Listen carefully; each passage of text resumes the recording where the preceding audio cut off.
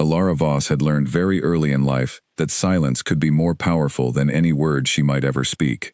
She had grown up watching her mother hold the household together through 2 decades of financial uncertainty, never raising her voice, never begging, never letting the world see the seams that held everything in place. Silence, in the Voss household, was not emptiness. It was a form of discipline, a way of keeping the inside of a thing protected while the outside remained composed and presentable. Alara had absorbed this lesson so completely that by the time she was a grown woman, most people who knew her socially could not have said with any confidence what she actually thought about anything. She was pleasant. She was capable. She had the kind of quiet that people mistook for contentment. So when she walked out of the Crane estate on a bright Tuesday morning in October, she did so quietly, with her back straight and her chin level, as though she were simply stepping out for a walk and would return before tea. She did not return. She had arrived at the estate that morning with a list in her hand. A simple thing. A handwritten list of the final details needed for the autumn wedding.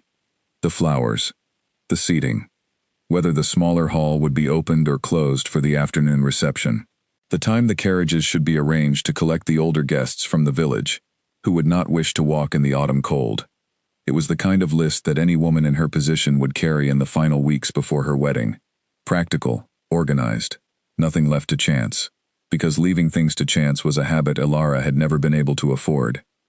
She had been engaged to Aldrich Crane for 3 years.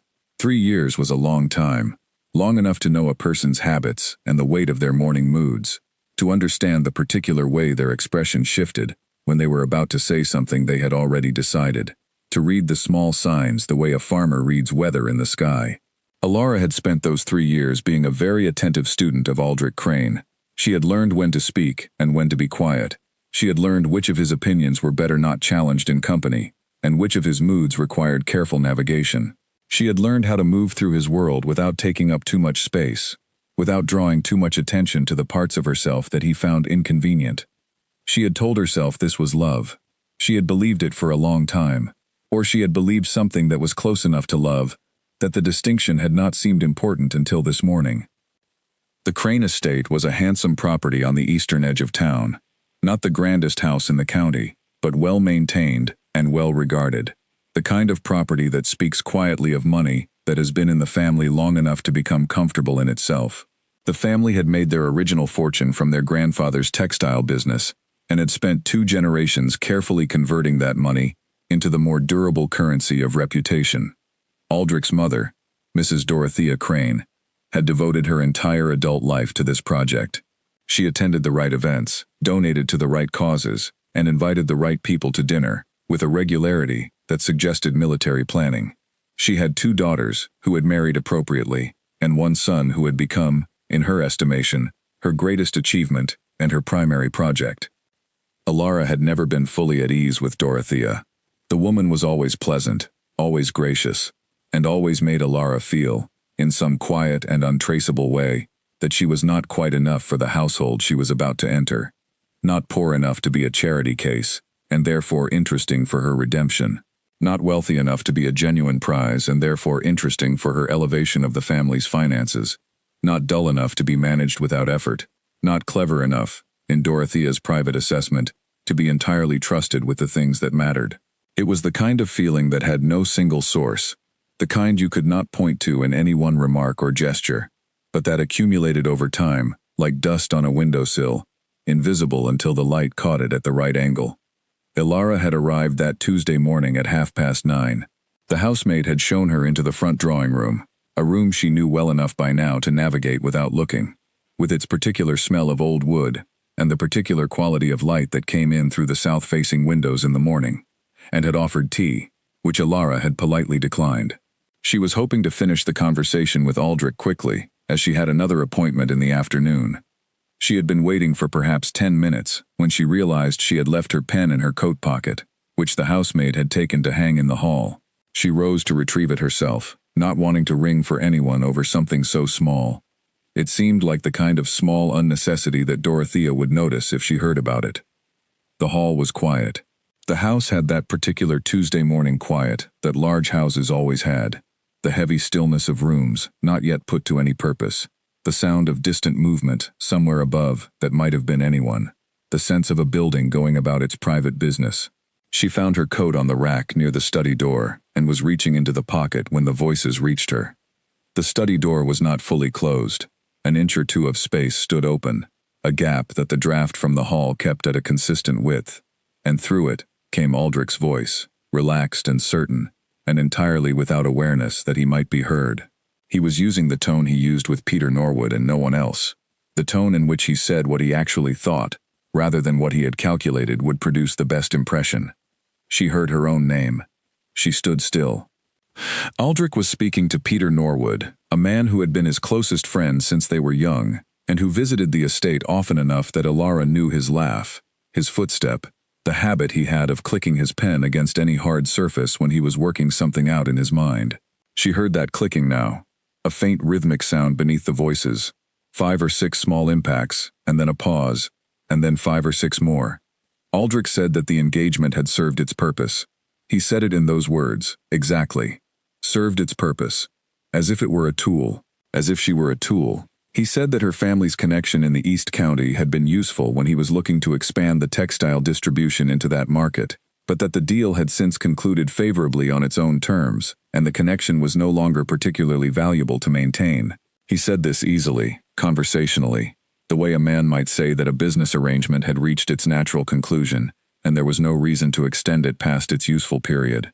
Peter Norwood asked what he planned to do about it. Aldrich said he was in no rush. He said that Lady Hartwell's mourning period would end in the spring, and that everyone who knew the family expected she would remarry before the end of summer.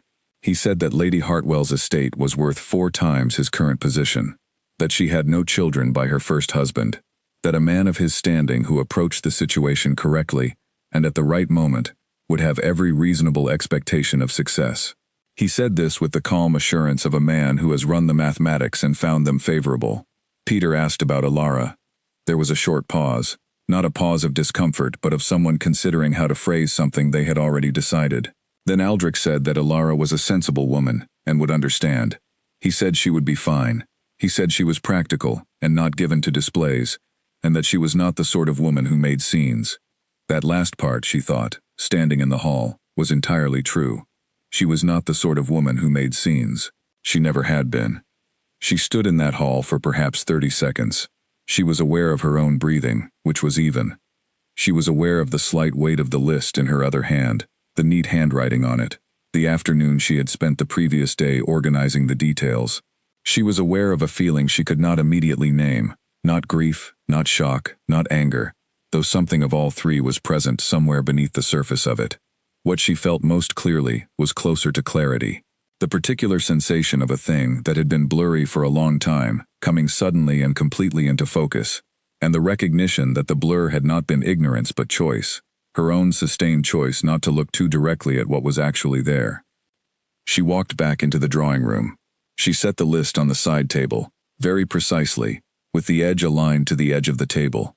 She placed her gloves beside it, folded with equal precision.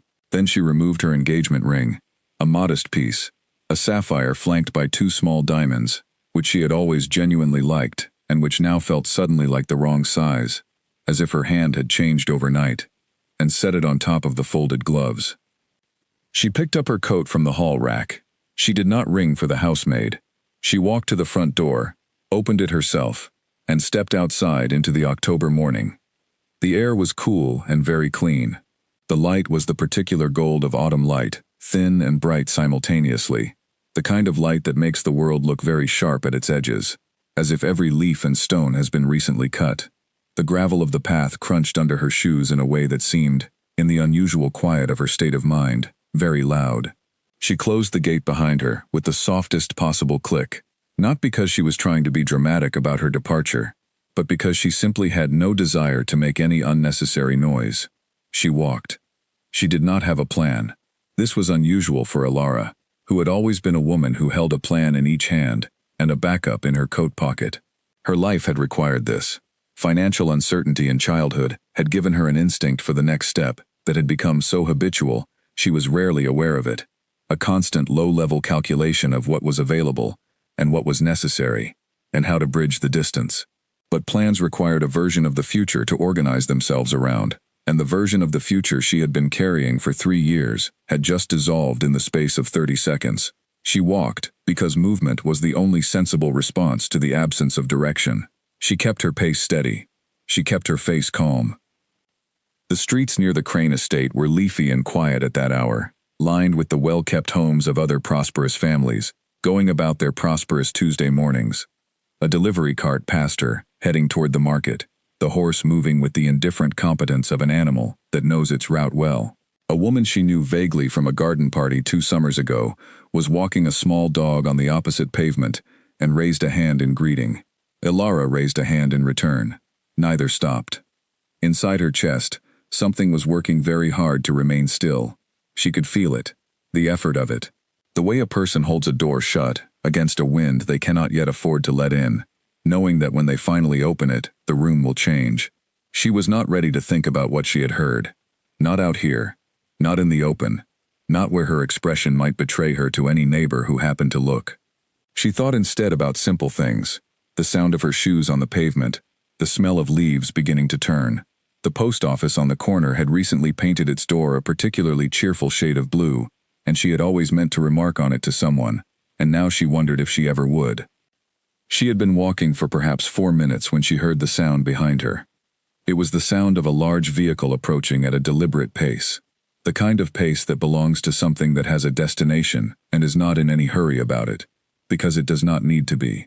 The sound of heavy wheels on cobblestone and the slower, deeper sound of well-bred horses doing work they had done many times before and that did not require them to hurry. She did not stop walking immediately. The sound grew closer. She glanced over her shoulder, as any person walking on a street would do at the approach of a large carriage. It was large. It was very dark. It was drawn by 2 matched gray horses, of a quality she had rarely seen outside of formal civic events. The coachman on the box wore livery, a deep blue and silver, clean and exact, that she did not recognize, but that spoke immediately of a household of considerable consequence, a household old enough in its standing to have settled into the use of such things without drama. The carriage slowed as it reached her. It drew to a stop. A footman descended from the rear platform, with the practiced ease of someone for whom this was an entirely ordinary action. He was perhaps 20 years old, very upright in his bearing, and he addressed her by her full name, with the kind of precise formality that contains no question within it, and allows for no misidentification. "Miss Ilara Voss?" She turned fully to face him. "Yes."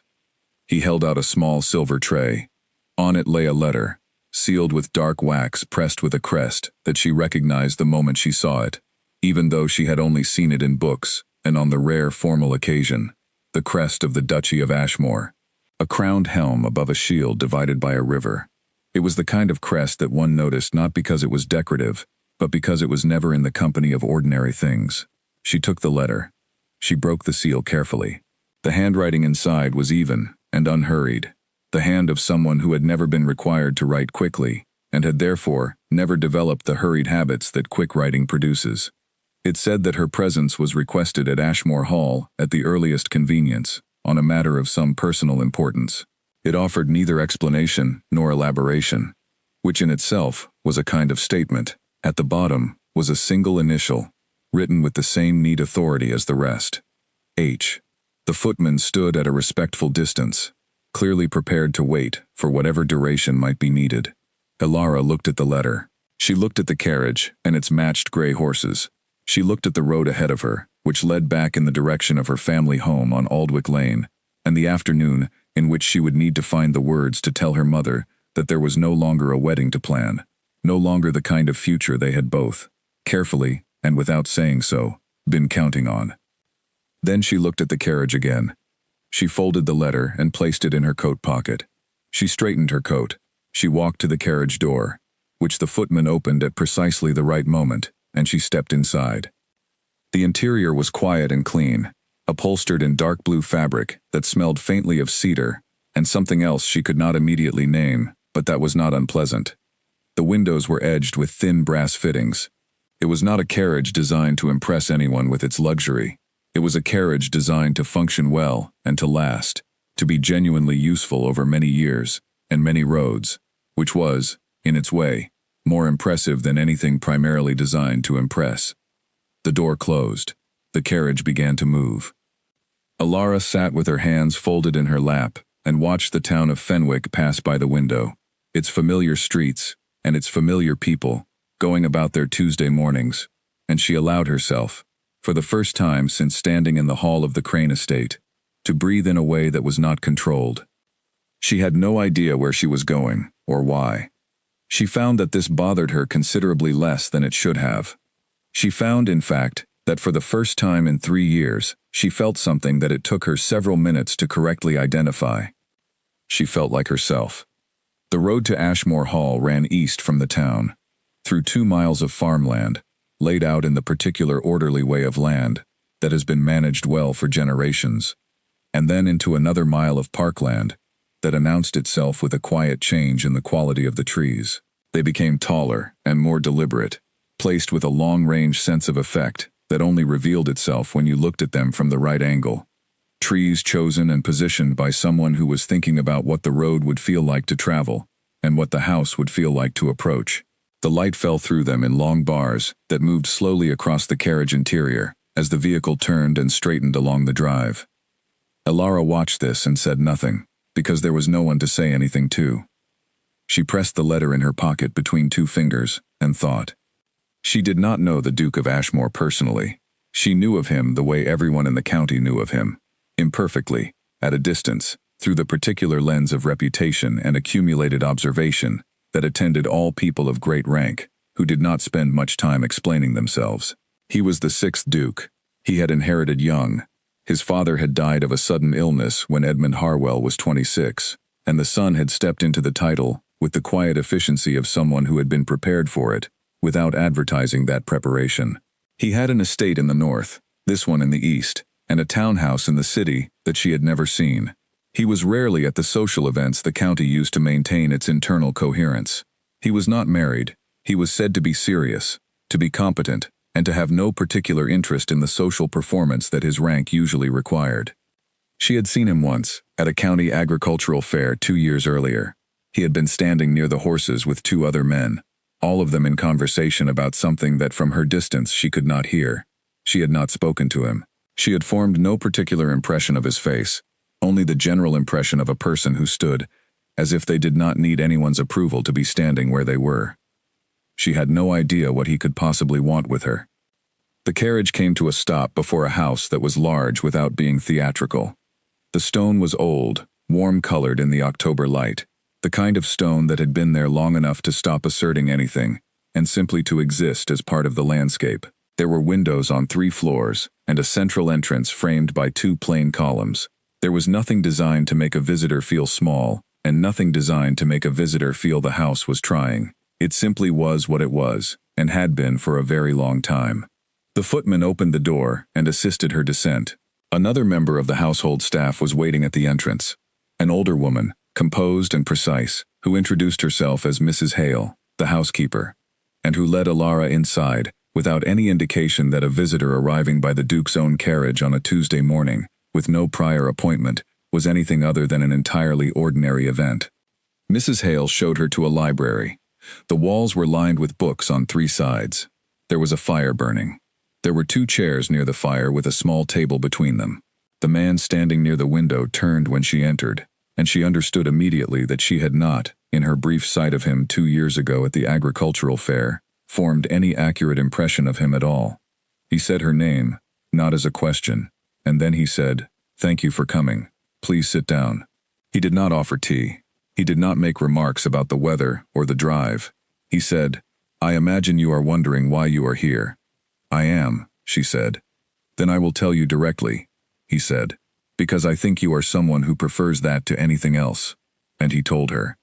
He told her about her father and his father, and the friendship that had existed between the 2 men, and the debt that had remained unpaid, and Alara sat very still and listened to all of it, and outside, through the library windows, the October light moved across the parkland in long gold bars, and the world carried on, as it always did, full of things that were about to change. The town of Fenwick was not large enough to keep a secret for long. It had never needed to be. In a town of a certain size, information moved the way water moves. not through any one deliberate channel, but through all of them simultaneously, finding the lowest available spaces and settling there in small, still pools that everyone could drink from by afternoon. There was no malice in this. It was simply the nature of a community that had lived in close proximity for several generations and had developed, over that time, the particular social instinct of knowing what was happening to its neighbors almost before it happened to them. By noon on that Tuesday, the Crane housemaid had found the ring and the gloves and the list on the drawing room table. She had recognized the ring immediately. She had dusted that drawing room many times and had noticed the ring on Miss Voss's hand many more times than Miss Voss would have imagined. She had gone to Mrs. Crane's maid. The maid had gone to Mrs. Crane. By 1 o'clock, Mrs. Dorothea Crane had been informed, and by 1:30, Dorothea had composed herself sufficiently to send a carefully worded note to her nearest and most reliable confidant. By 2 in the afternoon, the confidant had mentioned it to 2 others at a tea she was attending, framing it as a concern rather than a piece of news, which was of course the most effective possible way of ensuring it spread as widely as possible in the shortest period of time. By 4 in the afternoon, the story of Alara Voss and the broken engagement was the most discussed subject in Fenwick, and the details varied considerably depending on who was doing the telling and what kind of story they preferred. In one version, there had been a confrontation in the drawing room, voices raised, something said that could not be unsaid. In another version, Alara had arrived to find Aldrich in a state of agitation, and had realized something was fundamentally wrong, and had made her decision on the spot with the quick decisiveness of a woman who had always known this day might come. In the version that Dorothea herself preferred, and that she confided to only 3 people before the evening was out, while describing it as the only account she knew to be reliable, it was Alara who had changed her mind. Alara who had been growing distant for months. Alara who had allowed something valuable to slip away through her own failure to appreciate it properly. None of these versions were true. The true version was far simpler and, in some ways, far more disturbing to those who eventually heard it, because it contained no drama, no raised voices, no visible distress, no negotiation. It said simply that Alara Voss had come to the drawing room, had placed 3 things on the table, and had walked out of the house without speaking to a single person. The ring had been positioned carefully, the gloves were folded, the list was aligned to the table's edge, and then she was gone. The silence of it was the part that people found most difficult to account for. A woman in Alara's position was expected, if her engagement ended, to behave in one of several recognizable ways. She might be visibly devastated.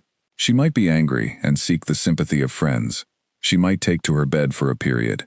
She might appear in drawing rooms where her account of the situation would be received with appropriate emotion and appropriate reassurance. She might write letters. These were the available responses, and all of them had the quality of keeping the woman in question visible, accountable, present in the social landscape in a form that others could evaluate and respond to. Alara Voss had done none of these things. She had simply disappeared, in a carriage that no one in Fenwick could identify, in a direction that no one had noticed, to a destination that no one knew. This was, in its way, far more interesting to Fenwick than any of the dramatic alternatives would have been. Her mother, Catherine Voss, received the news at home in the particular way that Catherine Voss received all difficult information, sitting very still in her chair, with both hands flat on the armrests, her face entirely composed, her eyes doing the private and considerable work that her expression refused to perform. She was a woman who had learned, through long practice, to receive difficult things without showing the receiving. She heard everything the messenger had to tell her. She thanked the messenger. She asked the housemaid to bring tea. She sat with the tea and did not drink it for a long time. Catherine Voss had known Aldrich Crane for 3 years and had never trusted him. This was not something she had said aloud, not even to herself in the privacy of her own thoughts, because she had not believed it was her place to say it. Alara had chosen him. Alara was a grown woman of 26 with more intelligence than most people realized, and with every right to form her own assessment of a man and act upon it. Catherine had attended the engagement celebration. She had smiled and said the appropriate things, and accepted congratulations on behalf of the family, and had gone home afterward, and sat in this same chair, and felt the particular heaviness of a concern she could not justify in any specific terms. A feeling like knowing the weather is about to change, without being able to say exactly what the sky is doing. She had spent 3 years constructing reasons to trust Aldrich Crane. She had found him pleasant in company. She had found him reliable in social settings. She had found him competent in the management of his affairs. What she had not found, in any amount of time, was evidence of what he actually valued, in Alara specifically, of what he saw in her, that he might not have found in any number of other reasonably suitable women. He treated Alara well, on the surface, but he treated everything the way a man treats the things he has decided are useful, attentively, practically, and without any particular depth of feeling. She had told herself she was being unkind. She had told herself this for 3 years. Now she sat with cold tea, and the news that the engagement was over, and wondered how unkind she had actually been. The most urgent question was where Alara was. The housemaid could not say. The messenger who had brought the news could not say. No one, apparently, could say. Alara had walked out of the Crane gate, and had not come home, and was not at any address where anyone had thought to inquire. She had simply gone somewhere that no one knew about, in company no one had identified, and had left nothing behind her but the facts of her departure. Was she safe? Catherine thought so. She believed this with the particular certainty of a mother who knows her child's temperament well. Alara was not the kind of woman who required managing, or who came apart when things went wrong. She was the kind of woman who, when a situation changed suddenly, evaluated the new situation with clear eyes, and took the most rational action available to her. She had always been this way, since she was very small. Catherine had sometimes wished she were different, that she would simply be distressed in the ordinary way, and accept comfort in the ordinary way. But right now, sitting with the news, she was grateful for it. What she worried about was not where Alara was today, but what tomorrow looked like, and the day after that. The practical future. The Voss household was not in distress, but it was not comfortable either. Not in the way it had been when Alara's father was alive. The house on Aldwych Lane was theirs. The income was reliable in a modest way. There were no great savings. There was nothing that could be called security. The deep kind. The kind that does not require constant maintenance. Alara's engagement to Aldrich Crane had not been romantic in its origins, not entirely, not for everyone involved, but it had offered a version of the future that was stable, that did not require daily navigation of limitation, and that was now, as of this Tuesday morning, no longer available. Catherine Voss was not a woman who spent time grieving what was no longer available. She put the cold tea on the side table and went to her writing desk. She wrote to Alara. She did not write to the Cranes. She did not write to the well-meaning neighbors who would, by now, be composing their own notes. She wrote to her daughter in the plain and direct voice she had always used with her, without decoration and without accusation, and said simply that she was at home, and the door was open, and there was nothing to explain or justify, and that she would be glad to see her whenever she came. She sealed it and gave it to the housemaid to hold, since she did not know where to send it. Then she went about the rest of her Tuesday in the way she had always gone about her days, with the quiet purpose of a woman who has never had the luxury of stopping entirely, and does not intend to start now. Meanwhile, in the study of the Crane estate, Aldrich was having a difficult afternoon that he was not prepared to acknowledge as a difficult afternoon. He had returned from a business meeting in town to find the drawing room report and the ring and his housekeeper's careful account of the morning's events. He had stood in the drawing room for a moment, looking at the 3 items on the table, the ring and the gloves and the list, arranged with the neat precision that characterized everything Alara did, and had felt something he did not have an immediate name for. He told himself, while sitting at his desk, that he was not upset. He told himself the engagement had run its course. He told himself this was, in practical terms, a better outcome than the long and uncomfortable conversation he had been dreading for several months, and that clean endings were preferable to drawn-out ones, and that Alara was, as he had said to Peter, a sensible woman who would be fine. But the ring sat in a small dish on the corner of his desk, and he had not looked at it directly since he placed it there, and the thing he could not account for was the method. He had expected her to be sad.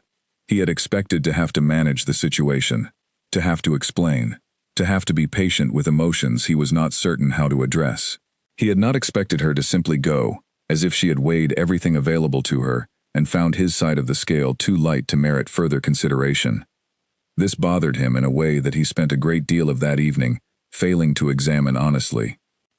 12 miles to the east, in a room that smelled of cedar and clean linen, In a house she had arrived at that very afternoon, Ilara Voss sat at a window looking out at the parkland in the last light, and held the fact of her new situation in her mind, the way you hold something that is still slightly warm.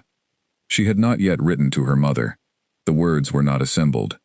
She had spoken with the Duke at some length, had asked her careful questions, and received her careful answers, and had then been shown to these rooms by Mrs. Hale, who had provided everything necessary with the efficient kindness of someone who has managed enough unusual situations to know that practical comfort is more useful in difficult moments than conversation.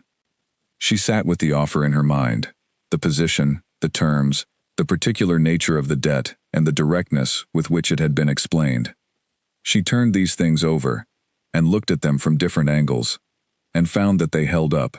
There was no hidden calculation in them that she could locate. The man who had made the offer had done so clearly, without false warmth and without manipulation, and had then given her the space to think rather than pressing for a quick answer. It was, she reflected, quite remarkable how unusual that felt. She decided, sitting in the window with the October evening going gray around her, that she would accept, and she thought, as she made the decision, that it was the first decision she had made in a very long time that felt entirely her own. The evening settled over Fenwick with the slow gravity of an autumn evening that has a great deal of opinion to offer and intends to offer all of it before morning. By 7 o'clock, the lamps were lit in a dozen drawing rooms where the same story was being circulated in a dozen versions.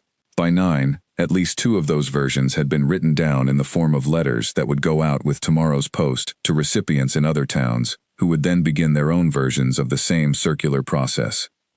And at the center of all of it, Ilara Voss sat in a cedar-scented room 12 miles to the east and felt, for the first time in 3 years, that she was outside the mechanism entirely. Not invisible. She was very aware that she was not invisible. She was the subject of considerable discussion, but she was outside it, in the sense that what was being said about her had no power over what she was actually doing, which was thinking clearly in a quiet room about a decision she had already made. She thought about the position the Duke had described. She thought about the Dowager, whose intelligence she had felt even in the brief account her son had given, and about the correspondence that had been piling up for 3 weeks, and about the afternoons of reading. She thought about what it would mean to be useful in ways that were genuine rather than performed. She thought about sleeping soundly, which was a thing she had not done with any consistency for longer than she could properly account for. She thought about her father, which was something she had been doing more since the afternoon's conversation in the library, and about what it meant that 2 men had been friends, in a form that neither of them had advertised, and about what it said about both of them that they had chosen to keep the friendship private rather than useful. Her father had been a man who distinguished carefully between the things he did, because they were right, and the things he did, because they were advantageous, and who had a strong preference for the former, even when the latter was available. She had thought, for much of her adult life, that she had inherited this preference. The past 3 years had suggested she had been neglecting it. She decided, not because she had run out of alternatives, and not because the position was her only option, but because it was the right one, and she had learned, in 30 seconds in a hall with a door that was open an inch, the particular cost of ignoring the right thing when it was in front of her. She would write to her mother in the morning.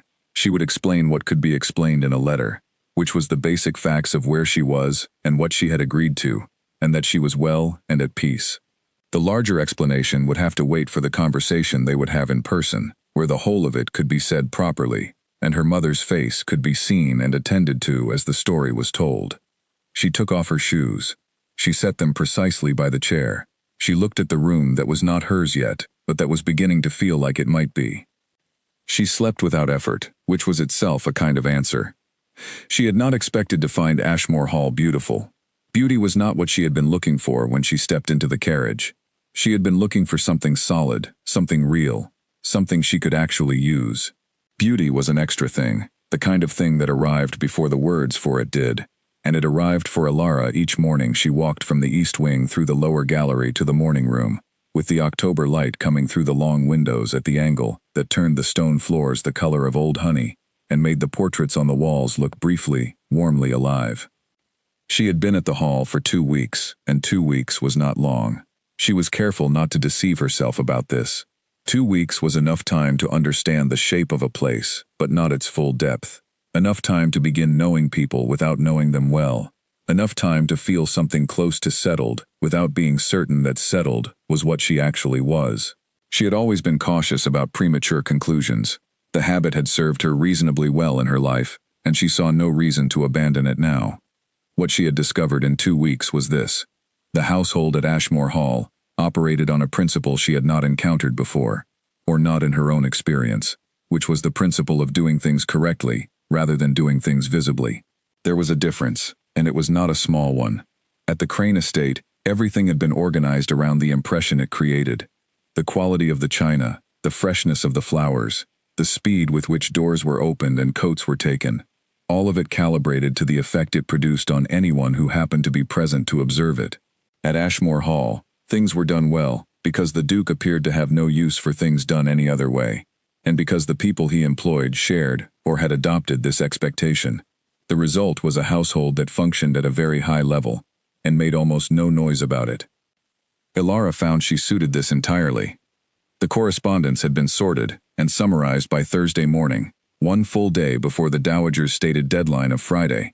The Dowager had received the summary without comment on its timeliness, had read it carefully and in full, and had then said, without looking up from the final page, that the letter from Lord Baverstock regarding the charitable trust required a response of a specific kind, clear in its refusal, without being rude about it, and without leaving the door open to a second approach. And had Ilara experience with correspondence of that nature? Ilara said she had some experience. The Dowager handed her the letter and the summary she had made of it, and turned back to the window, which was her signal that the meeting was over. The response to Lord Baverstock occupied Ilara for 40 minutes.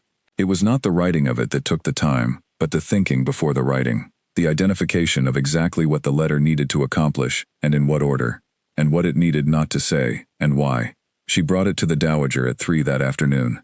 The Dowager read it twice, slowly.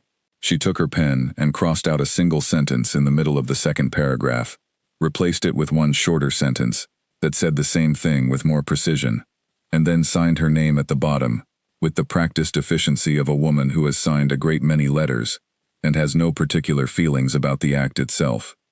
She said, handing it back for sealing, "You think too much."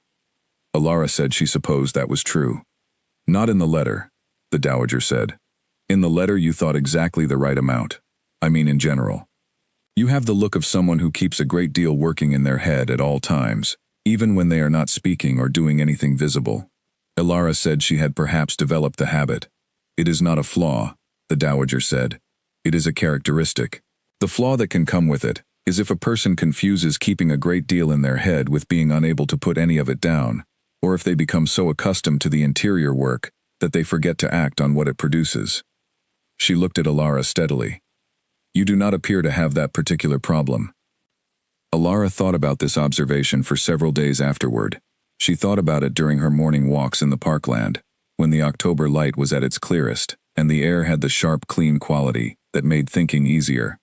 She thought it was both accurate and, in a way she had not expected from a woman she had known for only a week, kind. She had by this point settled into the daily rhythm of the household in a way that felt natural rather than effortful. She rose early. She spent the first hour of the morning at the desk in her rooms, going through whatever correspondence had arrived and preparing for the day's work.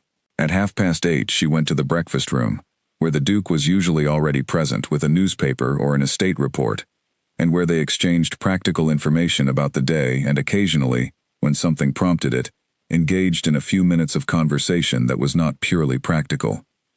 She found him consistently interesting in these brief encounters, not showy about it, not performed, simply the kind of person who, when they said something, had thought about it first, and had something actual to say, and who listened when she said things with the quality of attention that is distinct from patience. Patience is simply the willingness to wait until someone is finished, while attention is the more active engagement of caring about what is being said and what it means. On the 9th day, her mother came. Catherine Voss arrived in the hired carriage that Ilara had arranged with Mrs. Hale, and was shown into the guest wing sitting room, where Ilara was waiting, and they embraced in the way they had always embraced, briefly, without ceremony, with genuine warmth underneath both. Then Catherine pulled back and looked at her daughter with the particular attention of a woman who has been worrying and wants to check her conclusions against the evidence. "You look better," she said. Alara said she felt better. "Tell me," said Catherine, and sat down. Alara told her everything. The hall and the voice through the open door, the ring on the table, the walk, the carriage on the street, the letter with its single initial, the library, and the fire, and the man who had told her what he knew about their fathers, without any softening of the facts. Catherine listened without interrupting, which was her way when the matter was serious, a quality of stillness that made the speaker feel that every word was being received and held. When Alara finished, Catherine was quiet for a moment. Then she said, "Do you trust him?" The question was simple and direct, and entirely the right question. Alara thought about it properly. "I think he is a man who means what he says," she said. "I think he is offering what he described, and not anything different. I think he gave me time to consider it without pressing for an answer, and I think that says something about how he intends to conduct things generally." She paused. "I think the position is genuine. I think the terms are more than fair. And I think I can be useful here, in ways that are real and not decorative." Catherine said, "And what does that tell you?" Alara said, "That I would like to stay." Her mother looked at the room around them, the proportions of it, the quality of the furniture, the fire that was doing its job, without making any comment about itself, and then looked back at her daughter. She said, quietly, "Your father would have liked this place." Alara did not trust herself to say anything to that. She took her mother's hand instead. The day after Catherine's visit, a letter arrived from Grace Dyer. Grace was one of the small number of people Alara trusted genuinely and without reservation. A woman of clear intelligence and precise observation who wrote the way she spoke, which was plainly and without the circumlocution that polite society so often required. Grace wrote that the story of the broken engagement was everywhere. She wrote that there were several versions of it in active circulation, some of them quite inventive. She wrote that Aldrich Crane had been seen at 2 social events, looking like a man who had not entirely anticipated the consequences of his decisions, and that the widow he had reportedly been interested in had shown no indication of any particular feeling toward him. She wrote that several people had asked Grace what she knew of Alara's whereabouts, and that she had told them she did not know anything, which was true at the time of writing, and that she hoped Alara was well, and would write when she was able. Alara read this letter 3 times. She sat with the particular feeling it produced, which was not quite satisfaction, and not quite relief, but something between the two. She was not sorry to hear that Aldrich was discovering the gap between his calculations and the actual world. She was aware that this was not a particularly generous feeling, and she allowed herself to have it anyway, on the grounds that some feelings are simply earned, and attempting to deny them is a form of dishonesty. She wrote back to Grace that same evening. She told the truth about where she was and what she was doing, in the same plain voice she always used with Grace. She told Grace she was welcome to share as much or as little of this as she thought was right. She said she was well, and meant it. On the 14th day, the Duke stopped her in the corridor outside the library, as she was returning from the East Wing in the late afternoon. He said he hoped the position was proving satisfactory. She said it was. He said his mother had mentioned that she was the most competent person who had come into the household service in some years, and that he passed this along not as flattery. He said this word with a slight quality of care, as if flattery were something he had given thought to and decided against, but simply as information she might find useful to have. She said, "She also told me I think too much." There was something in his expression that was not quite a smile, but had a quality adjacent to one. "She told me the same thing, for approximately the first 40 years of my life," he said. I was eventually persuaded to regard it as a compliment. He continued down the corridor. She continued toward the East Wing. Outside, the parkland held its October gold for another day, the kind of transient gold that asks to be looked at, because it will be gone before long. She looked at it through the window as she walked, and did not try to hold it. Some things are better appreciated, without the pressure of trying to keep them. She had been learning, slowly and with some difficulty, that this applied to more things than leaves. The 3rd week at Ashmore Hall produced a pattern that Alara recognized, because it was the same pattern that any genuinely good work produced when it had been going on long enough, the absence of the pattern itself. She was no longer arranging herself around the work. The work was simply what she did. integrated into the days without visible seam, the way good habits eventually lose their conscious quality and become simply the way things are. She had read to the Dowager from 3 different books in 3 weeks, and had developed a precise understanding of the older woman's preferences, which ran to the analytically precise, the historically well-grounded, and the stylistically honest, and against the fashionably vague, the emotionally decorative, and anything that spent more time on the impression it created than the argument it made.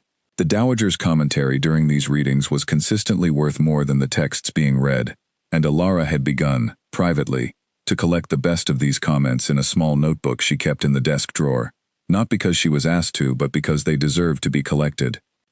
She had handled the Dowager's correspondence for 3 weeks and had learned the particular character of each of the regular correspondents, their preferences in tone, their sensitivities, the specific things they tended to say, and the specific responses they expected in return, and the several places where what they said and what they expected did not line up, which were the genuinely interesting editorial decisions. She had made these decisions with increasing confidence, and the Dowager had occasionally said, after reading a response Alara had drafted, not that it was correct, but simply that it was right, which was different and better. She had also made something she had not had in 3 years, which was time. The position had its hours and its obligations, but it did not have the boundaryless quality that the engagement had had. The sense that the management of the situation was a continuous project with no official start or end time, and no space in which to simply not be managing. At Ashmore Hall, when the work was done, and what remained was her own. She spent some of this time in the library. She spent some of it in the parkland. She spent some of it, in the evenings, simply being a person who was not required to be anything in particular, which was a luxury she had forgotten existed. The Duke observed all of this, she sensed, though he said very little about it directly. He asked practical questions and received practical answers, and added, occasionally, a comment that was something more than practical, a comment that made clear he was paying attention to what was happening, and thought well of it. She responded to these comments with the same quality of attention, and said, equally occasionally, a thing that was more than what the surface of the exchange required. These exchanges were brief. They accumulated. On the 16th day at the hall, she found herself in the corridor outside the library, with a book she had taken from the east wing shelf, and a clear afternoon ahead of her, and the Duke came through a door at the end of the corridor, and saw her, and they stood at the 2 ends of the corridor for a moment, that contained no obligation for either of them to be anywhere else. He said, "My mother says you read a passage from the history of the northern grain trade to her this morning, and that she found it the best 2 hours she has spent in the past year." Alara said, "She argued with every 3rd paragraph." He said, "She has strong opinions about the northern grain trade." "She has strong opinions about everything," Alara said. "It is one of her best qualities." He looked at her for a moment. He said, "Yes, it is." He continued down the corridor, and she continued toward the library, and neither of them said anything else. But the corridor had a quality, when they both left it, that it had not had when they entered. She noticed this, and did not make too much of it, because making too much of things was a habit she was trying to break. She simply noticed it, and kept walking, and let the afternoon continue. The morning after Alara accepted the position at Ashmore Hall, she woke at 6 into a room that was unfamiliar, and, she discovered in the first few seconds of consciousness, entirely peaceful. This required a moment's adjustment. She was accustomed to waking into a room that she knew very well, and that asked something of her immediately. The familiar walls, and the familiar sounds of the familiar house, that contained the familiar obligations of a life arranged around someone else's expectations. The room at Ashmore Hall asked nothing. The fire that had been laid before dawn did its work quietly. The window showed a pale early blue. The whole space had the quality of a place that would simply wait for her to be ready. She took stock of herself, which was a habit she had formed in childhood, and maintained with the consistency of a practice that had always proved useful. She checked what the day held. She checked what she actually felt, which was something she had stopped doing for a while during the Crane years, when what she felt had seemed less important than what the situation required. What she found, this morning, was a steadiness that she recognized from before the engagement, from the version of herself that had existed prior to 3 years of careful management. She dressed without assistance. She had brought nothing with her, but Mrs. Hale had provided everything necessary the evening before, with the efficiency of someone who had managed a great household through many unusual situations, and had developed reliable systems for all of them. She wrote to her mother before breakfast. She kept the letter short and direct, because that was how she wrote to her mother when something was serious.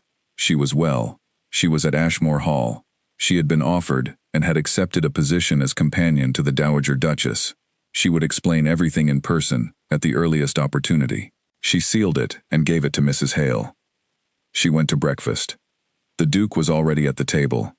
He rose when she entered, indicated her place, and then sat back down and returned to a brief attention to his newspaper, before setting it aside when she had helped herself to tea. What happened over the next hour and a half was, on the surface, a practical conversation about the household and the position and what it would involve, the Dowager's schedule, the nature of her correspondence, the particular texture of her personality, which the Duke described with a directness that contained a level of warmth that he would not have described it as warmth. He said his mother was demanding. He said she had specific opinions about nearly everything, and expressed them without significant moderation. He said she disliked flattery, with the particular intensity of someone who had spent decades receiving it from people who wanted something, and had developed an acute sensitivity to its texture. He said that anyone who tried to manage her through charm or compliment generally came to regret it quite quickly. He said all of this, Ilara noticed, in the tone of a man who was describing a set of genuine characteristics, rather than warning her off. He did not say it would be difficult. He said it as if the qualities he was describing were simply the qualities of the person, and that the appropriate response was to know them rather than to be worried by them. He told her the salary. He said it plainly, as a number, without hedging or apology. It was more than she had expected. Considerably more. She thanked him. He said there was nothing to thank him for, and said it in a tone that made clear this was not modesty, but simply the truth as he saw it. He was paying for work he expected to be done well, and the amount was what the work warranted. At 10, Mrs. Hale showed her to the East Wing. The Dowager Duchess of Ashmore was 73 years old, and had spent those years assembling an understanding of the world that she was entirely willing to share with anyone who demonstrated, in her assessment, the capacity to use it properly. She was seated in the high-backed chair near her window when Ilara entered, the chair positioned to catch the morning light and to give her a clear view of the door, which was not an accident.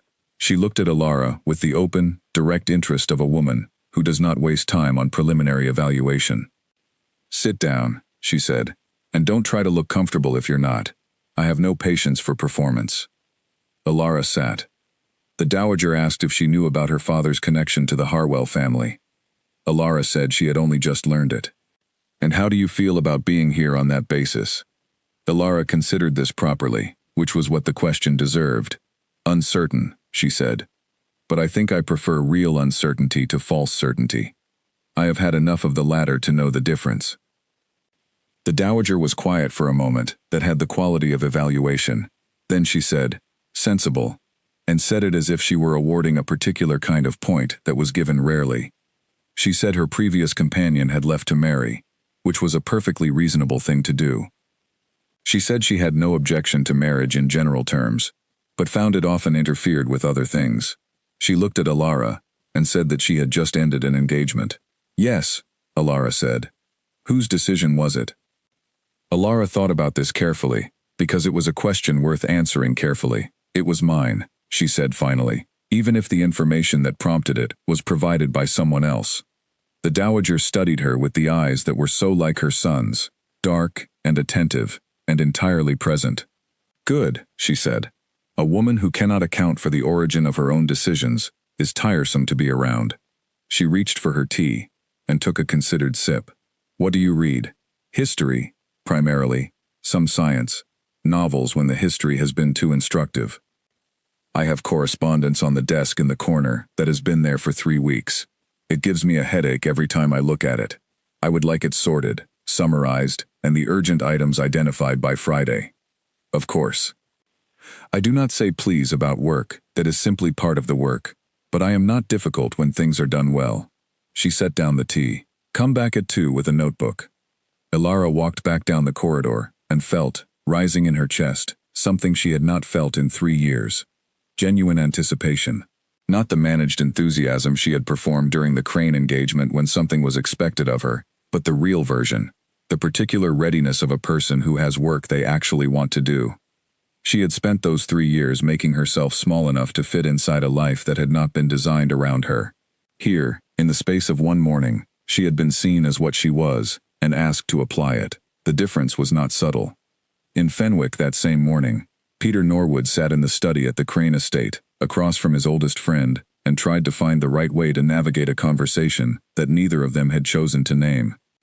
Aldrich had told him what had happened, in the tone he used when he was pretending something was simpler than it was, steady, matter-of-fact, with the slight over-precision of someone who has rehearsed the account and is delivering it now from memory, rather than from experience. He said that Alara had apparently left the house without speaking to anyone. He said she had not been at home, that a note had gone unanswered. He said he expected to hear from her in time, that she was a practical woman and would want to resolve things properly when she had had the chance to settle. Peter said that was probably right. Neither of them mentioned the conversation that had taken place in this room the previous morning. They did not need to. It was there between them, the way a thing is present when both people in a room know exactly what it is and have elected not to say it. Peter had been in that chair. He had been clicking his pen the way he did when he was working something through. And Aldrich had been talking about the estate and the widow and the future, and neither of them had thought for a moment that the hall door was open or that anyone was in the hall. It had simply not occurred to either of them. Peter had not interrupted. He had not said that perhaps this was a conversation better had at another time, in a location where the door could be confirmed closed. He had listened and had said things that kept the conversation moving, and now Alara Voss was somewhere that no one could identify, and the ring was in a small dish on the corner of the desk, and Aldrich was being very matter-of-fact about things that Peter was quite sure had not turned out as Aldrich had planned them. He said nothing about any of this. He was Aldrich's friend, and friendship has its loyalties, and there was nothing he could say now that would change what had happened. But he thought about it on the drive back into town, and he thought about it at dinner that evening, and he thought about it again when he was trying to sleep. The particular discomfort of having been present at the moment something went wrong, and having done nothing to prevent it, settled in his conscience like a stone in a shoe, not crippling, but persistent, and impossible to ignore once you were aware of it. By the end of the 3rd week, several things had become clear to Alara that she had not known at the beginning of the first.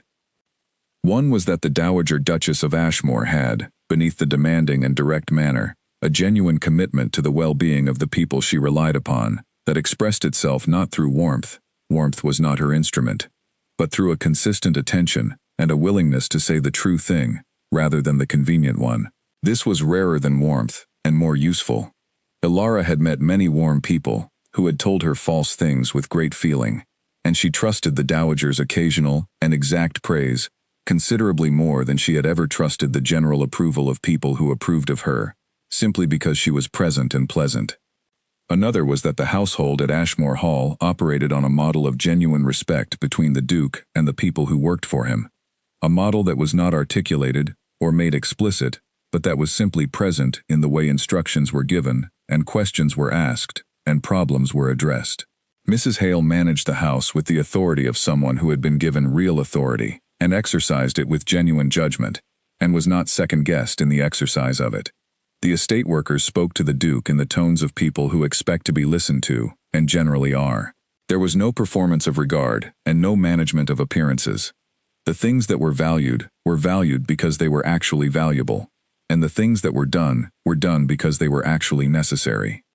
Alara had not fully understood, until now, how much of her energy, in the previous 3 years, had been consumed by the performance of things that did not need performing, and the maintenance of an appearance that did not match the reality beneath it. The exhaustion she had been feeling since, and she understood, looking back, that the exhaustion had been there for a long time, was the exhaustion of continuous performance, of being always on, always calibrated, always managing the impression, rather than simply being the thing. Here she was, simply the thing. She was Alara Voss, who was good at correspondence, and attentive in conversation, and genuinely interested in history, and capable of walking the parkland in the cold morning air for an hour, and returning to the day's work, with her mind cleared and ready. She did not need to be more than this, or different from this. The position asked for what she actually had, and what she actually had was, it turned out, more than sufficient. She wrote to her mother twice in the third week. The first letter had been the brief, practical one on the first morning, saying where she was, and that she was well. The second was longer, and went into more of the substance of it, as much as a letter could carry, and said things she would also say in person, but that she wanted to begin saying before the person visit, because her mother was someone who liked to have time with information, before arriving at conclusions about it. Catherine wrote back the same day she received the second letter, which was faster than the post normally allowed, and suggested she had been waiting for it. She said that Ilara sounded like herself, and that she was glad, and that she would come as soon as an arrangement could be made. She came on the 9th day, as planned, and the visit was everything Ilara had hoped it would be, without being able to say precisely what she had been hoping for. Catherine saw the house, and the room, and the fire, and the practical evidence of a life organized with genuine thought. She saw Ilara moving through the household with the ease of someone who has found their right measure in a place. She met the dowager, who received her with the honest evaluation she brought to everyone, and who said to Ilara afterward, "Your mother is a sensible woman." "I can see where you acquired the habit," Catherine said, getting back into the carriage. That this was a good place, and that Ilara should stay. These were not surprising conclusions, but they mattered, because Catherine did not arrive at conclusions she did not mean. That same evening, at the dinner table, the Duke asked Ilara something about a passage in a book she had seen him reading that morning, and they talked about it for the better part of an hour, and neither of them noticed, precisely, how long it had been until Mrs. Hale appeared to clear the plates. The news about Ilara Voss arrived in the wider social consciousness of the county, in the way that significant news always arrives in places where people pay close attention to each other, in pieces, each piece incomplete, and therefore generating more discussion than a complete account would have done. Because a complete story can only be discussed, while an incomplete one can be actively developed, theorized about, and refined by everyone who receives it. The first piece was simple. Ilara Voss was at Ashmore Hall. It arrived through several channels at once. A letter here, a remark there, a confidence shared at one gathering that became a general observation at the next. It landed with considerable impact because the combination of the name and the location made no immediate sense to anyone who heard it, and things that make no immediate sense immediately generate interest. The second piece complicated the first. She was there in a professional capacity, as companion to the Dowager Duchess. This offered an explanation, and explanations are usually satisfying, except when they produce more questions than they resolve. Why had the Duke sent his own carriage? Why had the arrangement been made on the very day of the broken engagement, and not some days later when things had settled? These questions circulated with the particular energy that questions carry when the answer seems to be present but just out of reach. The third piece, which arrived last and changed the light on everything that had come before it, was the story of the two fathers, the Harwell debt, the private friendship, the service that had been performed, and the promise that had been kept across 15 years. This piece was not dramatic in any obvious sense. It contained no wrongdoing, no scandal, nothing that could be described as extraordinary. It was simply the account of two men who had known each other honestly, and of a son who had honored what his father asked of him. But it made the carriage, and the letter, and the immediate offer of a position make sense, and it cast the Duke's behavior not as impulsive or suspicious, but as deliberate, prepared, and patient. The action of a man who had known what he intended to do for some time, and had simply been waiting for the moment when it became appropriate to do it. In Fenwick itself, the public response had several layers. The top layer was simple gladness. There were people, a genuine number of them, who liked Ilara Voss, and who had been watching her engagement to Aldrich Crane, with the private concern of friends who see something not quite right but cannot say exactly what. For these people, the news of her situation at Ashmore Hall was simply good. It was not complicated. A woman they cared about had been in a situation that was not right for her, and had found herself, through an unusual sequence of events, in a situation that appeared to suit her considerably better. This was the kind of outcome one hoped for. It did not generate much conversation, because good outcomes do not require explanation. Below that was a layer of more complicated feeling.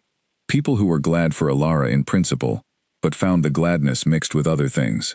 There was the awareness that if the hall became something more than a professional arrangement, which no one was saying explicitly but everyone was calculating privately, then the trajectory of Alara's life would be extraordinary.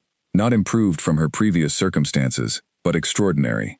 And this produced, in the people who were aware of calculating it, a certain discomfort about their calculations, a recognition that the thing they were assessing was not the right thing to be assessing, alongside a complete inability to stop assessing it. And below that was the thinnest layer, but the most audible one, which said there was something irregular about the whole affair, that it had happened too quickly, that a woman who had ended an engagement on a Tuesday morning and was installed in a duke's household by Tuesday afternoon had clearly been heading there for some time, and one had to wonder exactly how that had been arranged.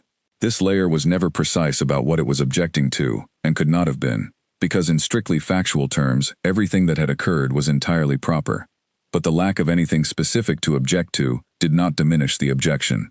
If anything, it intensified it, because a vague concern is harder to address, and therefore more persistent than a specific one.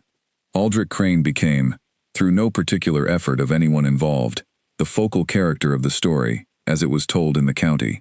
He was not treated harshly. The county was not a harsh place in that sense. But he was treated with a slight but perceptible shift in social temperature. A new quality of watchfulness in conversations. A careful neutrality in the faces that had previously been simply warm. The subtle discomfort of a community that has collectively arrived at a judgment and is too well-mannered to say it directly, but not well-mannered enough to conceal it entirely. He noticed this. He was not a foolish man, and the shift was not subtle enough to miss, only subtle enough to be undeniable. He attended 2 social events in the 3rd week of October, and came away from both of them with the sense of having been assessed, and found, not guilty of anything specific, but not quite as he had presented himself.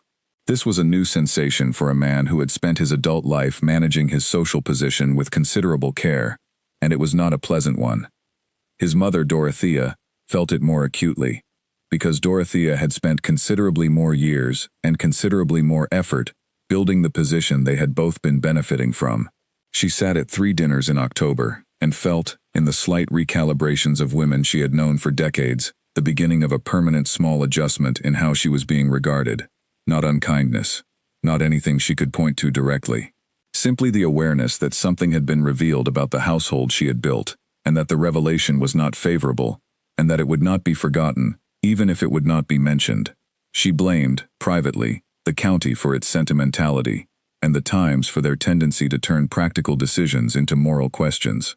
She did not blame Alara, because to blame Alara would require acknowledging that Alara had mattered enough to cause consequences, and this was an acknowledgement that Dorothea had spent 3 years carefully not making.